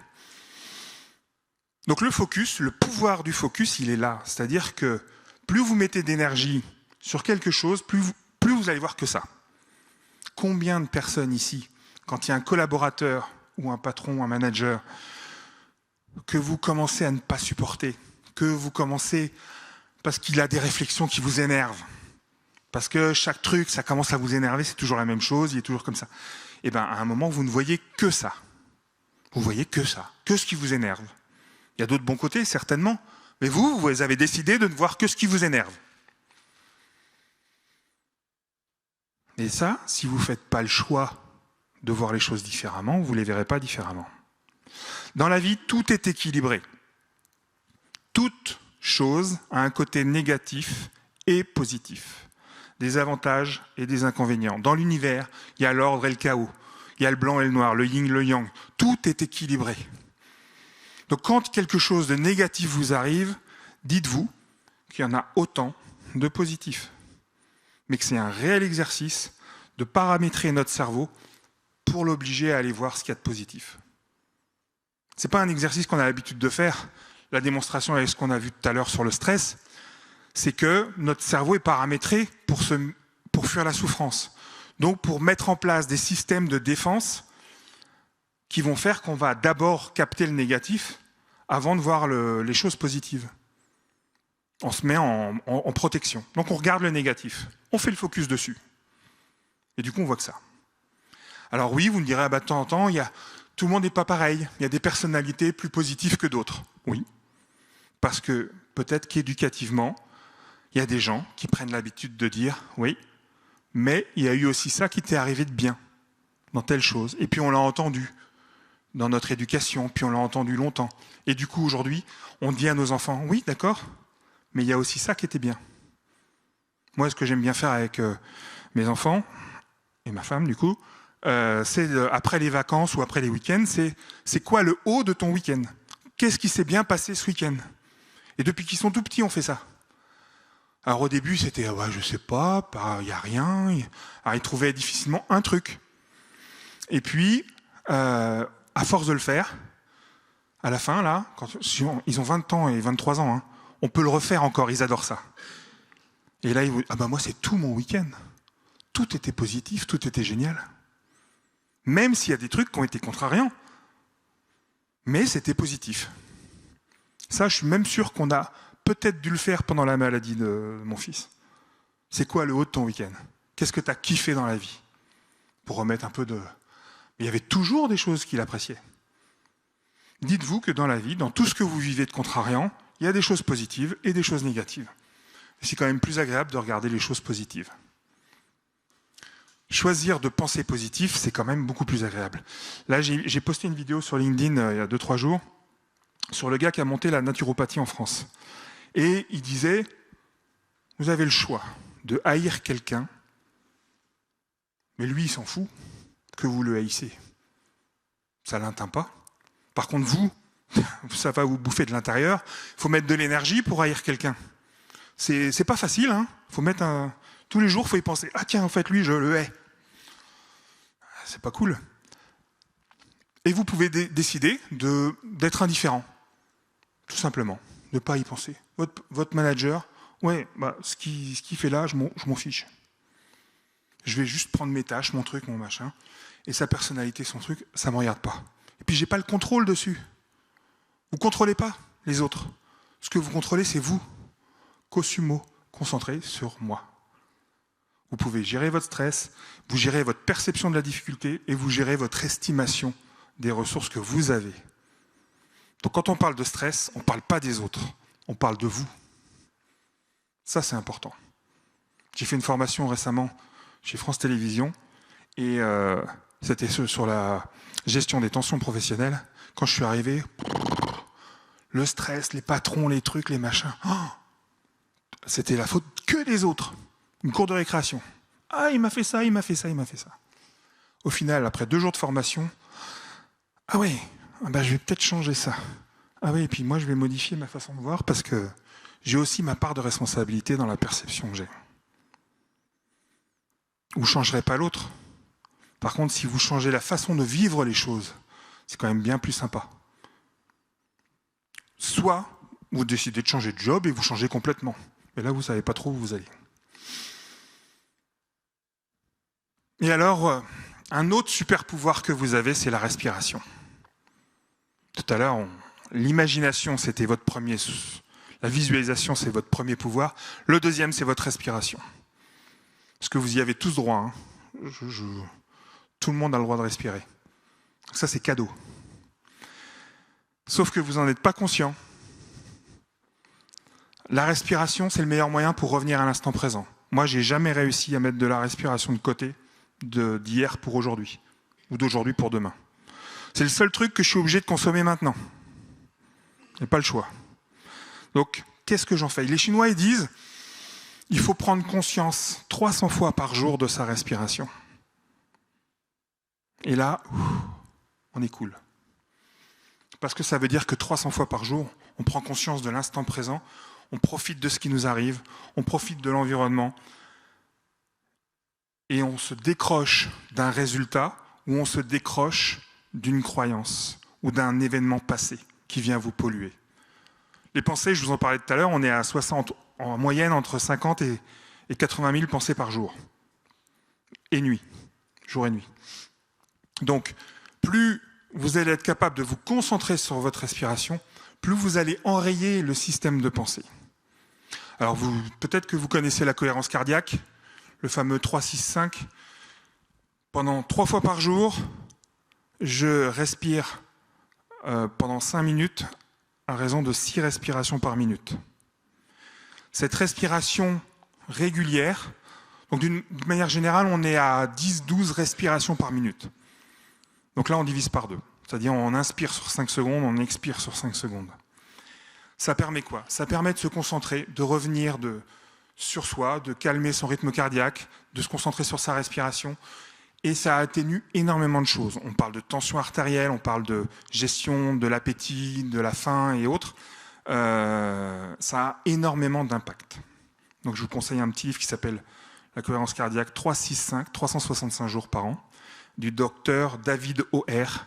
Et c'est assez exceptionnel. Et les résultats, si vous le faites en étant chez votre cardiologue et que vous faites un électrocardiogramme en même temps que vous faites votre cohérence cardiaque, je peux vous assurer que votre courbe, elle devient sinuosidale, enfin bon, vous avez compris, et comment dire, il n'y a plus de petites anicroches là, les petits peignes que vous voyez sur les électrocardiogrammes qui sont des stimuli à chaque fois que votre cœur, sur lequel votre cœur réagit. Ben, quand vous êtes concentré et que vous faites votre cohérence cardiaque, tous ces pics ils disparaissent. Et ça devient fluide. C'est vachement intéressant. Avant de dormir, vous pouvez faire du 4-7-8. J'inspire sur 4, je bloque sur 7, j'expire sur 8. Et ça donne quoi? Ça sécrète de l'endorphine, tout simplement. Pour se calmer, si vous avez des enfants un peu colériques, apprenez-leur à respirer. C'est un super moyen. C'est pas, au moment de la crise de panique, c'est pas facile, mais s'ils arrivent à l'utiliser, voilà. C'est un peu de sophrologie aussi, la prépa mentale. Donc c'est votre super pouvoir. Respirez. Moi j'ai trouvé un truc, pour en prendre conscience le plus possible. À chaque fois que j'ouvre une porte de voiture, une porte, que j'ai la main sur une poignée, je prends conscience de ma respiration. Tout simplement. J'ouvre une porte et je reviens dans le présent. Et là, j'oublie tous les problèmes parce que ça vous permet de revenir. Pourquoi on demande aux sportifs de respirer? Pourquoi on les voit respirer? Au rugby, alors même si ça ne leur a pas porté, mais enfin ils ont quand même été invaincus pendant 4 ans. Au rugby, on le voit peu à l'écran, mais à chaque fois qu'il y a une pénalité, ils se retrouvent ensemble et ils respirent ensemble. Ils se réalignent. Ils se retrouvent tous au même niveau, présent, maintenant, même énergie. On respire ensemble. Moi, je le pratique avec d'autres équipes au volley principalement. Sur des moments importants, c'est super efficace.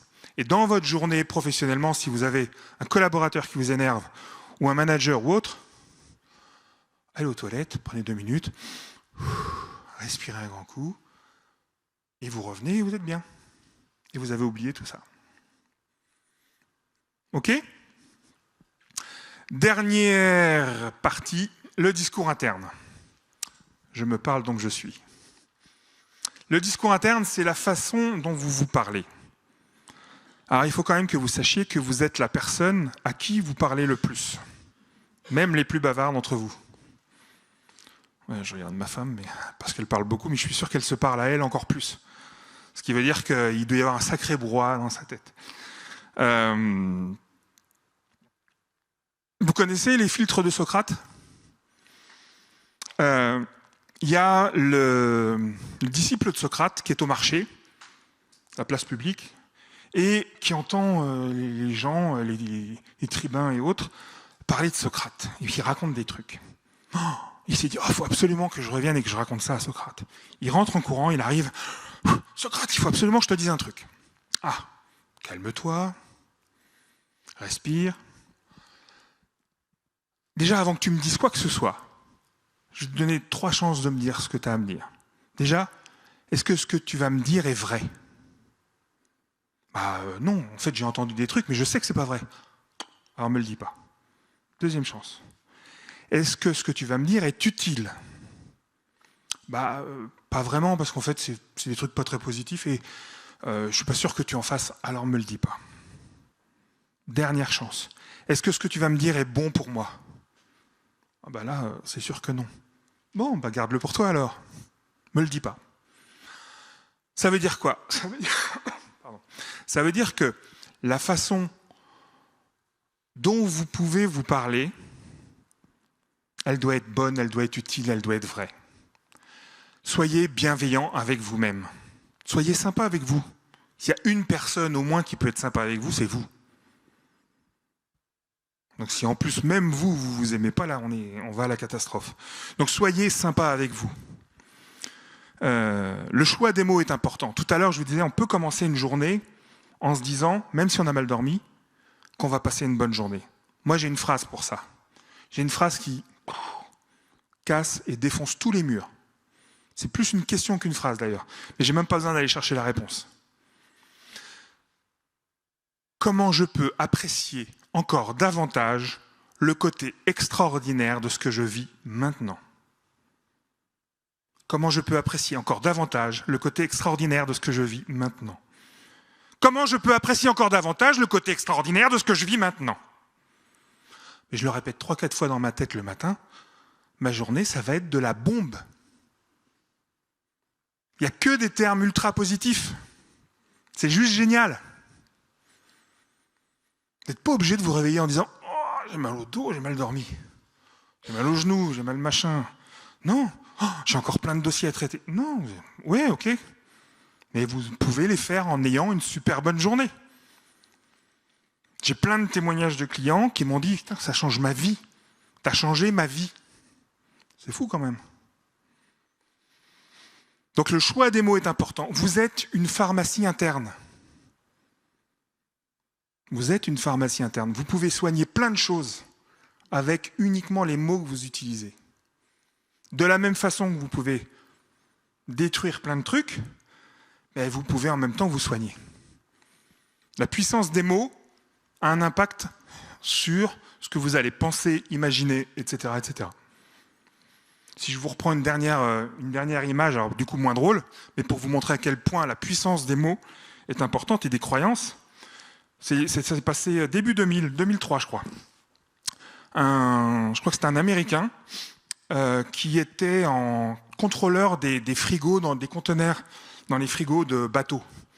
Donc il y avait au départ de, je sais plus, Rotterdam ou Amsterdam, je sais plus, un port dans le nord qui allait dans un port dans le sud. Voilà, j'ai plus les noms. Et donc il y avait 1 ou 2 semaines de traversée, et ce gars était chargé des contrôles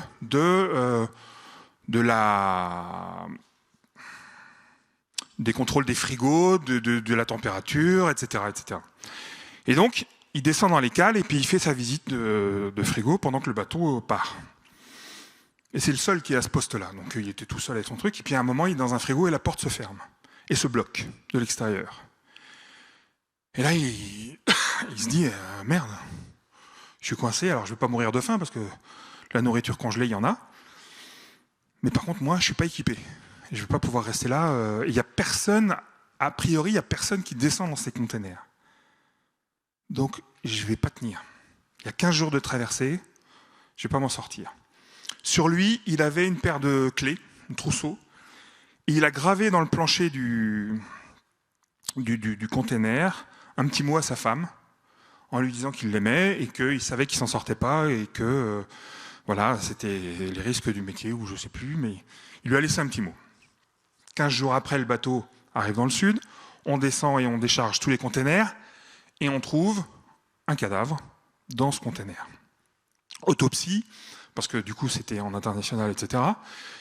Et pas de surprise, mort par hypothermie. Et là, le capitaine, il dit, mais il y a un truc qui n'est pas logique. Parce que dans ce container, les moteurs des frigos étaient en panne. Donc il faisait 13-14 degrés dans ces containers. Il n'y avait aucune raison qu'il meure de froid. Ça veut dire que, encore une fois, la façon dont vous interprétez la réalité, elle est capable d'avoir un véritable impact physiologique. Donc là, il aurait fallu qu'il change son système de pensée et qu'il pense qu'il faisait un peu plus chaud. Ça l'aurait peut-être aidé à rester en vie. Ou pas. Mais en tout cas, la réalité, c'est ça. C'est qu'il n'y avait aucune raison qu'il meure de froid, et il est mort de froid. Il en était persuadé. Et d'un autre côté, votre cerveau est aussi très obéissant. Alors vous connaissez tous le fait que votre cerveau n'enregistre pas la négation. Si je vous dis, évidemment, ne pensez pas à un éléphant rose, première image qui vous vient à l'esprit, c'est l'éléphant rose. Donc il n'entend pas. Donc quand on dit à un joueur, fais pas la faute, le premier truc qu'il va faire, c'est la faute. Donc si vous êtes manager, pensez à la façon dont vous communiquez à vos équipes. Ne fais pas ça. Bah si, il va le faire. Parce que lui, il ne l'entend pas, il ne fait pas. Donc trouvez les mots qui conviennent, qui sont positifs, qui sont dans l'action. Et votre cerveau est très obéissant. Déjà, parce qu'il répond à toutes vos questions. Il ne peut pas s'empêcher. Si vous lui posez une question, il va chercher tous les moyens pour y répondre. Donc choisissez bien vos questions. D'où ma phrase de tout à l'heure. Comment je peux apprécier encore davantage le côté extraordinaire de ce que je vis maintenant. Et il est très obéissant parce que quand vous lui parlez, il exécute. Je vous donne l'exemple. J'accompagne une jeune escrimeuse qui a fait les championnats du monde l'année dernière et qui est arrivée en quart de finale. Puis je lui demande de me raconter son tournoi. Et elle me dit, c'était un truc super éprouvant, j'avais des matchs de dingue, j'étais crevé, et puis en quart de finale, je suis tombé contre la championne du monde. Donc j'ai fait ce que j'ai pu, etc. Et je dis, alors, comment ça s'est passé ? C'est des matchs en 15 points, et en 15 touches. Et elle me dit, je mène 14-10, c'était un truc de dingue, c'était ultra physique, etc. Et je dis, alors ? Et là, elle me dit, j'en pouvais plus, j'avais qu'une envie, c'est que ça s'arrête. Elle a perdu 15-14. Elle avait qu'une envie, c'est que ça s'arrête. Elle menait 14-10, elle perd 15-14. Si elle s'était dit, allez, encore une touche et c'est fini, peut-être, je dis bien peut-être, qu'elle aurait gagné 15-14 ou 15-10 ou autre. Mais elle s'est dit, j'en peux plus, c'est mort, je suis fatiguée, j'ai qu'une envie, c'est que ça s'arrête. Ben, ça s'est arrêté, hein. Elle n'a plus rien touché. Ça, au quotidien, vous le vivez tous les jours. Vous vous en rendez même pas compte. Mais dès que vous vous parlez, dès que vous allez au boulot, dès que vous parlez à un collaborateur, dès que vous parlez à un client, vous n'imaginez pas le nombre de messages que vous passez comme ça.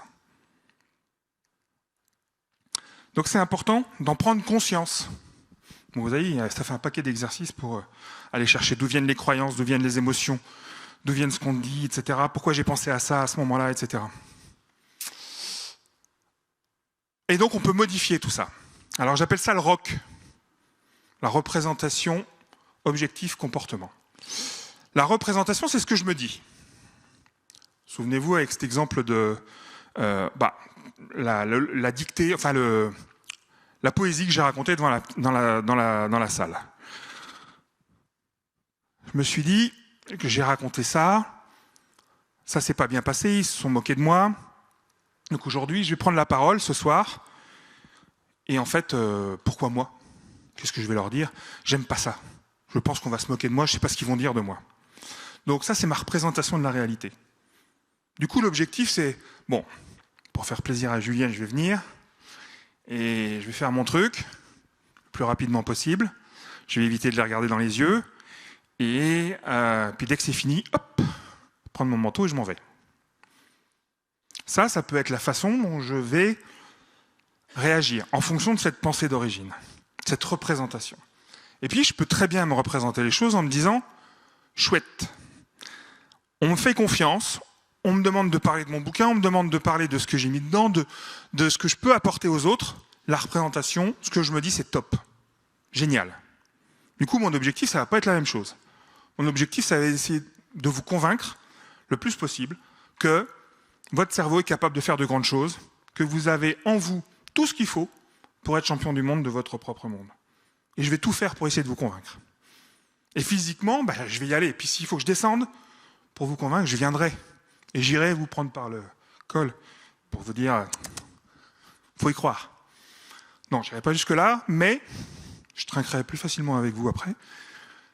Mais voilà, l'attitude ne sera pas du tout la même.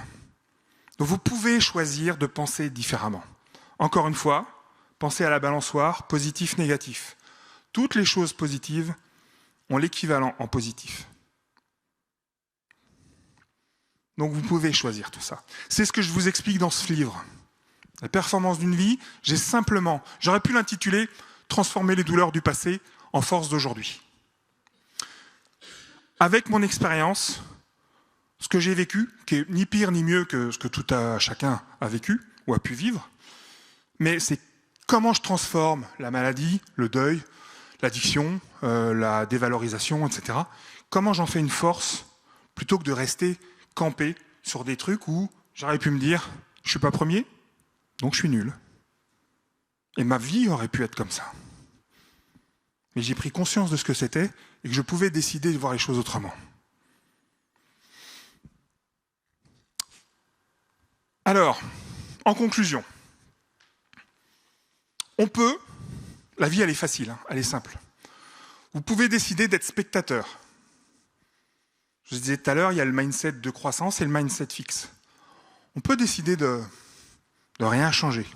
Si ça vous convient, changez rien. Et puis vous pouvez décider d'être acteur de votre vie.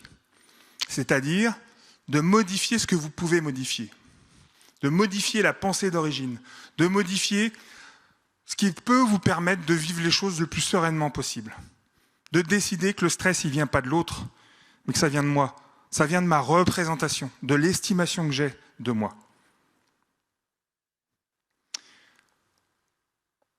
Alors j'en parle pour le coup, j'en parle dans une petite formation que je vous mets là. Vous pouvez scanner le QR code. Il y a 4 heures de vidéo, il y a des exercices pratiques, il y a des feuilles d'exercice, une fiche de suivi. Voilà, vous pouvez le faire quand vous voulez, vous y avez accès non-stop.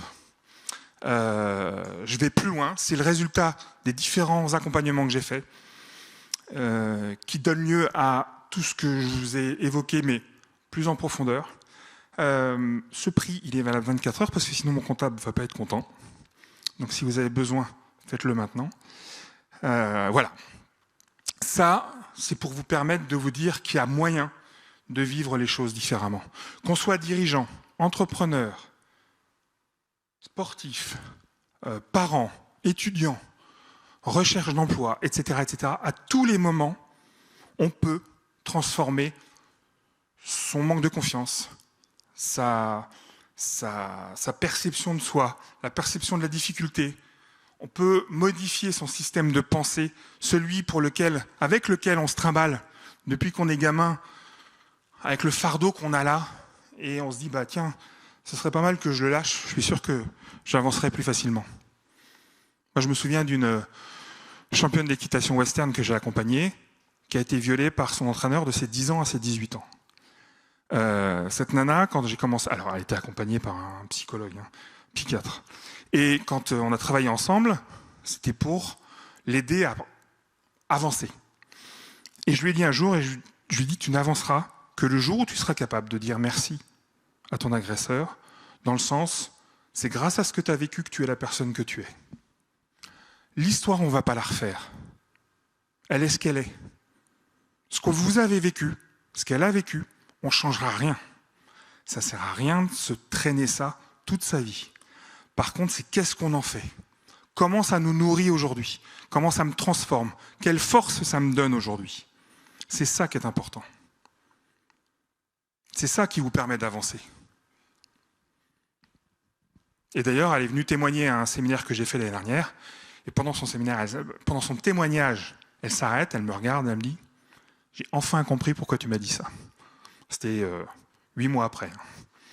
Donc c'est vrai que ça avait fait un blanc quand je lui ai dit « Dis merci à ton agresseur. » Mais il se trouve qu'elle témoignait auprès d'associations de femmes battues et autres. Et du coup, elle ne pouvait plus se positionner en tant que victime. Donc il y a un pas énorme qui est fait. Ça change tout. Ça change tout. Vous pouvez décider de vous débarrasser de vos fardeaux et de vivre bien. Vous le méritez. Vous méritez de jouer en première division et d'être le champion du monde, de votre propre monde. Voilà. Est-ce que vous avez des questions ?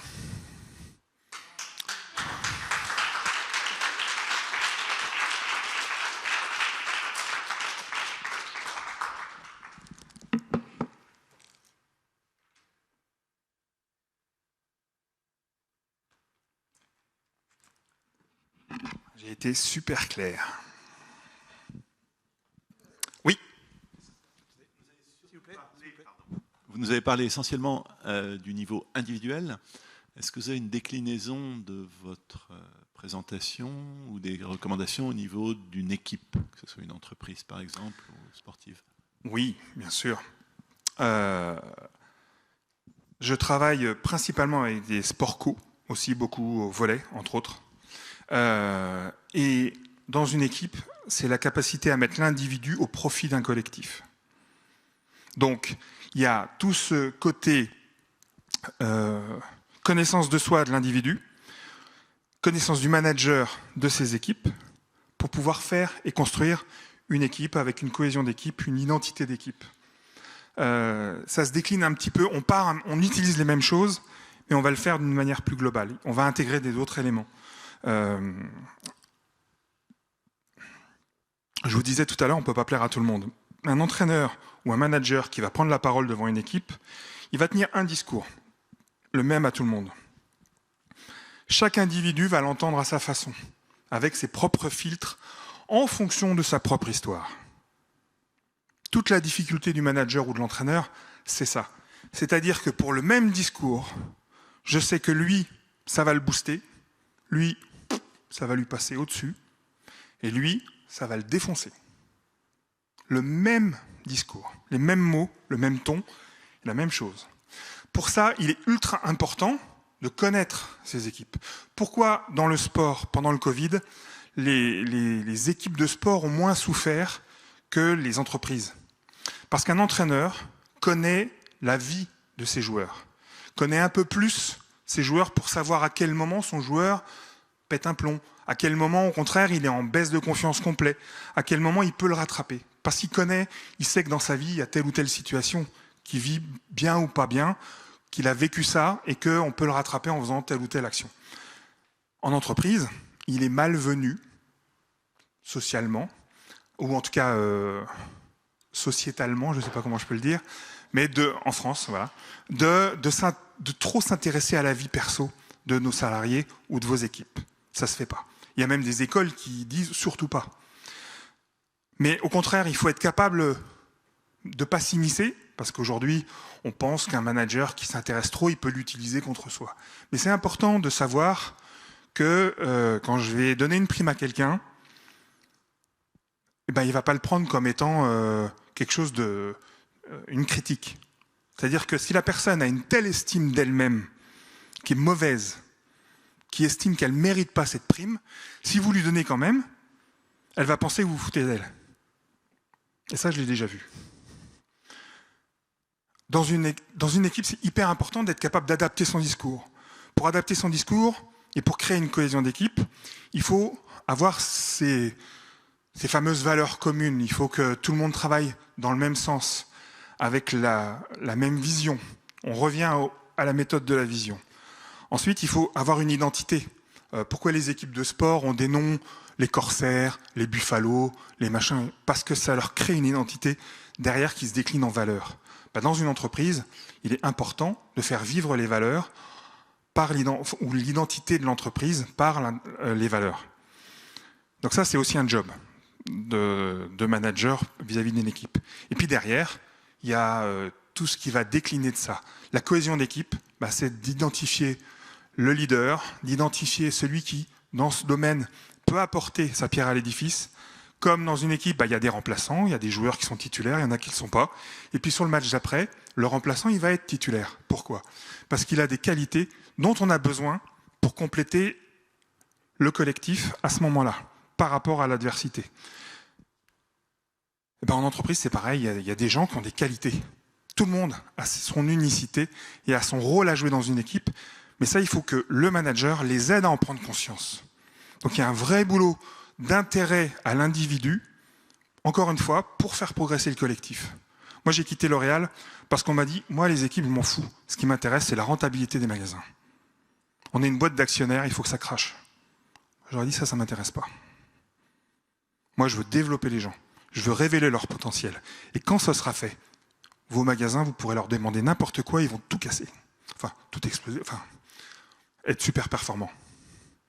Je fais le choix des mots, vous avez vu.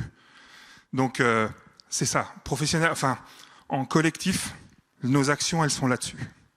Et vos actions de manager, elles sont là-dessus. Si vous êtes manager. J'ai répondu? D'autres questions? Oui. Alors, c'est pas forcément par rapport à quelque chose que tu as dit ce soir, mais peut-être plus de ce que j'ai pu lire dans le livre. Il me semble qu'à un moment dans le livre, il est question de... Voilà, quand on veut gagner, alors que ce soit un sportif ou n'importe qui dans le monde professionnel qui voudrait remporter un contrat, quand on veut gagner, on peut se concentrer et visualiser la victoire, le résultat, etc. Et on peut utiliser aussi la visualisation positive. Et il me semble que ce que tu expliques aussi dans ton livre, c'est que parfois, par contre, si on se focalise trop sur le résultat, on peut obtenir l'effet complètement inverse, et donc un peu ce que tu décrivais tout à l'heure avec le joueur de tennis qui va du coup se tendre en fait, et finalement il va perdre. Donc est-ce que tu peux nous expliquer un petit peu quelle est cette limite, cette nuance, parce que moi aussi je ressens ça parfois, j'ai l'impression que parfois je veux tellement gagner qu'en fait je joue mal. Ouais. Vous connaissez le plus gros problème là en ce moment en France des sportifs qui préparent les Jeux, c'est que une fois les Jeux passés, qu'est-ce qui va se passer? Où est-ce qu'ils vont? C'est quoi leur objectif? C'est quoi leur ils sont en train de tous cravacher comme des dingues pour obtenir la qualif aux Jeux, voire une médaille aux Jeux. Et la grosse erreur, c'est qu'ils ne prévoient pas derrière. Mais les Jeux, c'est un élément du chemin. En fait, c'est ça qui est important. Les objectifs de résultat, Quand on est compétiteur, évidemment qu'on veut gagner. On n'en parle plus. Évidemment qu'on est là pour gagner. Quand on tient une boutique, évidemment qu'on veut être rentable. Quand on tient une boîte, évidemment on veut développer du chiffre d'affaires. Ça, c'est acté. C'est plus la peine d'en parler. Par contre, ce qui est important, c'est le chemin. C'est comment on fait. Par quelle étape on va passer. Vous définissez votre vision. Les jeux, c'est bien. Mais derrière les jeux, il y a quoi? C'est quoi là? Comment je fais pour aller à l'étage en face de moi? Est-ce que je prends l'escalier qui a 32 marches? Est-ce que je saute directement en essayant de la gripper, la rambarde, etc. Ou est-ce que je vais accrocher un truc et que je vais grimper autrement? Peu importe, l'objectif c'est d'arriver à l'étage. Si je me sens capable de sauter directement, pourquoi pas? Mais tout le monde ne sera pas capable d'y aller en sautant directement. Il faut que j'accepte que de temps en temps, il y a des gens qui prennent les marches. Là, c'est pour les équipes. Si vous avez cette vision, quand vous êtes sur un panorama absolument incroyable, et que vous avez les montagnes, etc., et vous dites, ah ben là-bas, c'est là où je voudrais aller. Ouais, mais entre les deux, ça fait ça, ça fait ça, ça fait ça, ça fait ça.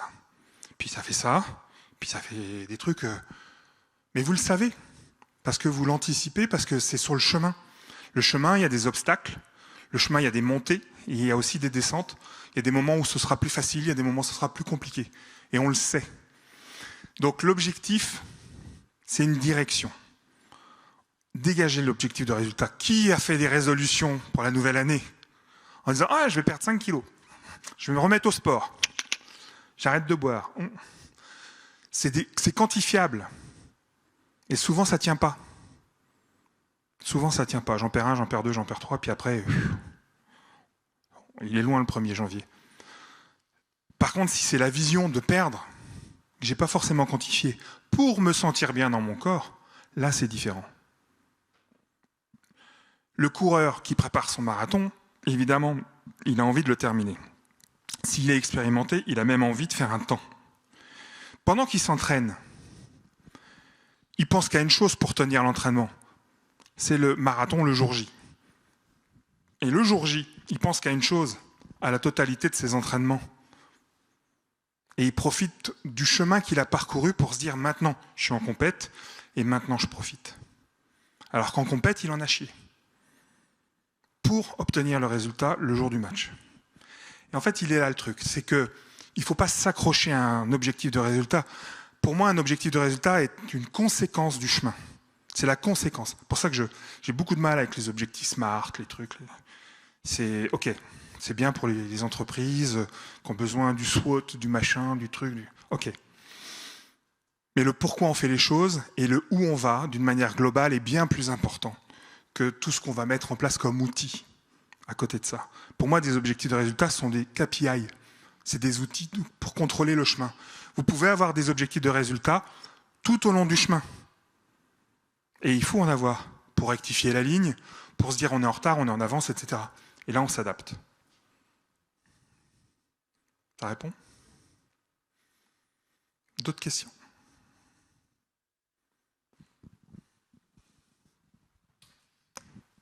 Merci. Tu as parlé du stress et de ses origines qui sont une représentation de ce qu'on peut faire d'une situation de nos propres capacités. Seulement, il y a des fois, qu'on le veuille ou non, qu'on se prépare ou pas, on va le subir. Voilà. On doit faire une allocution devant un large public, et là on est sur scène, et malgré tout, ça nous prend au trip, ça nous prend... t'as cet effet tunnel qui commence à apparaître. Comment tu redescends dans ces cas? Tu le sais que c'est une simple représentation, tu connais ton texte. Et pourtant... C'est quoi ton pouvoir à ce moment-là? Je peux parler. De respirer. C'est la respiration qui va rééquilibrer ça. Physiologiquement, c'est la respiration. Tu peux associer la respiration à une imagerie qui va t'aider. Les sportifs, ils l'associent à de la musique. Et ils se plongent dans des trucs. Il y a Tony Robbins, il fait 3 petits sauts sur son trampoline avant de rentrer sur scène. Bon, il y a 12 000 personnes, donc après, chacun son stress. Mais moi, je fais ma cohérence cardiaque dans la voiture, en venant. Je sais que je fais mes 5 minutes de respiration, etc. Et en même temps, je visualise depuis ce matin que ça va bien se passer. Donc il n'y a pas de raison. En fait, c'est évidemment tout est susceptible de stresser à un moment ou à un autre si on laisse le stress prendre le dessus, prendre le contrôle. Ça veut dire qu'à un moment, on laisse cette perception s'amplifier. On la laisse faire. Et puis nous, on reste à notre niveau en se disant, au final, moi, je ne monte pas plus parce que je ne me dis pas de choses valorisantes qui vont monter mon estime ou monter ma confiance. Donc, il y a la respiration qui me permet de revenir ici et maintenant, parce que mine de rien, ce stress de prendre la parole devant tout le monde, c'est une projection du futur. C'est au moment où je stresse, je ne suis pas encore dans la salle. Donc je projette que je vais stresser. Je projette que ça ne va pas bien se passer, qu'ils vont me regarder de travers, etc. Je projette le regard de l'autre. Mais ça ne se passe pas à l'instant où je stresse. Quand je commence à stresser. Après, sur scène, pourquoi pas un petit temps de pause, je bois un coup, je pose tout. Si mon expiration est plus longue que mon inspiration, je ralentis mon rythme cardiaque. Si mon inspiration est plus longue que l'expire, là j'active. Donc je vais tout faire, si je sens que le stress monte, pour qu'à chaque fois que je respire, je vais expirer plus longtemps. Et ça va maintenir un niveau un peu plus bas, plus longtemps. Après, évidemment, quand vous êtes sur scène, il peut se passer plein de choses. Et là, c'est les pensées qui font que le stress arrive. Et pour chasser les pensées, on respire pour revenir maintenant et choisir sa pensée. Mais ça ne se fait pas comme ça. C'est du travail. C'est comme un préparateur physique, pour gagner 10 cm de détente, il va vous faire bosser 3 fois par semaine pendant 3 mois sur des exercices différents. Mentalement, pour reprendre un peu le contrôle de ce fonctionnement de pensée négative qui nous protège, et c'est tant mieux, mais on n'est pas obligé de le subir en permanence. Sur les 60 000 pensées par jour, on en a quand même 95% qui reviennent du jour au lendemain, c'est les mêmes, et qui sont négatives. Donc on a de la marge pour pousser un peu, on peut les pousser les 95%. Voilà, donc utilise tes pouvoirs. Respiration et imagination. C'est bon ? Tu testeras, puis tu me diras. D'autres questions ? Pour info, je prends la carte bleue. J'ai mes bouquins qui sont à vendre dehors. Et j'ai une petite boîte qui prend la carte bleue. Voilà. Merci de votre attention. Ne termine pas encore, attends. On a une question, parce qu'on avait une quarantaine de personnes qui étaient en visio également. Et donc, on a une question ici. J'allais dire question ouverte. Tu me diras si la réponse est pour toi.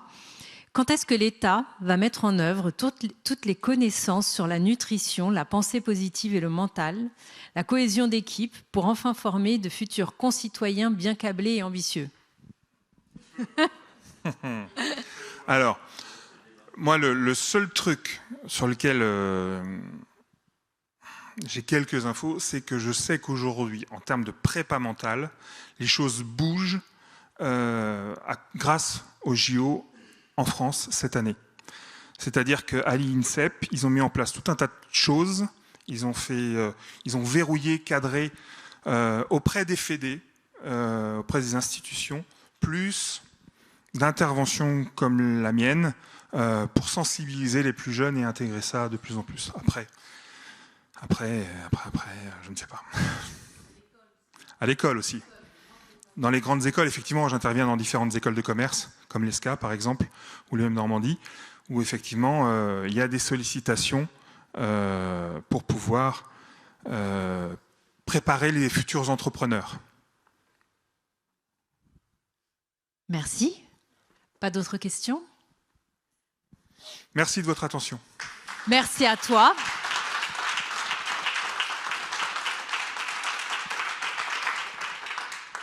Profite de ce moment présent. Ouais, je kiffe. Merci à vous tous. Et puis maintenant, je pense qu'on peut se retrouver juste derrière les portes. Donc tu vas respirer, c'est ça ? Et kiffer tous ensemble. Et kiffer tous ensemble, exactement. En buvant un coup. Merci à vous.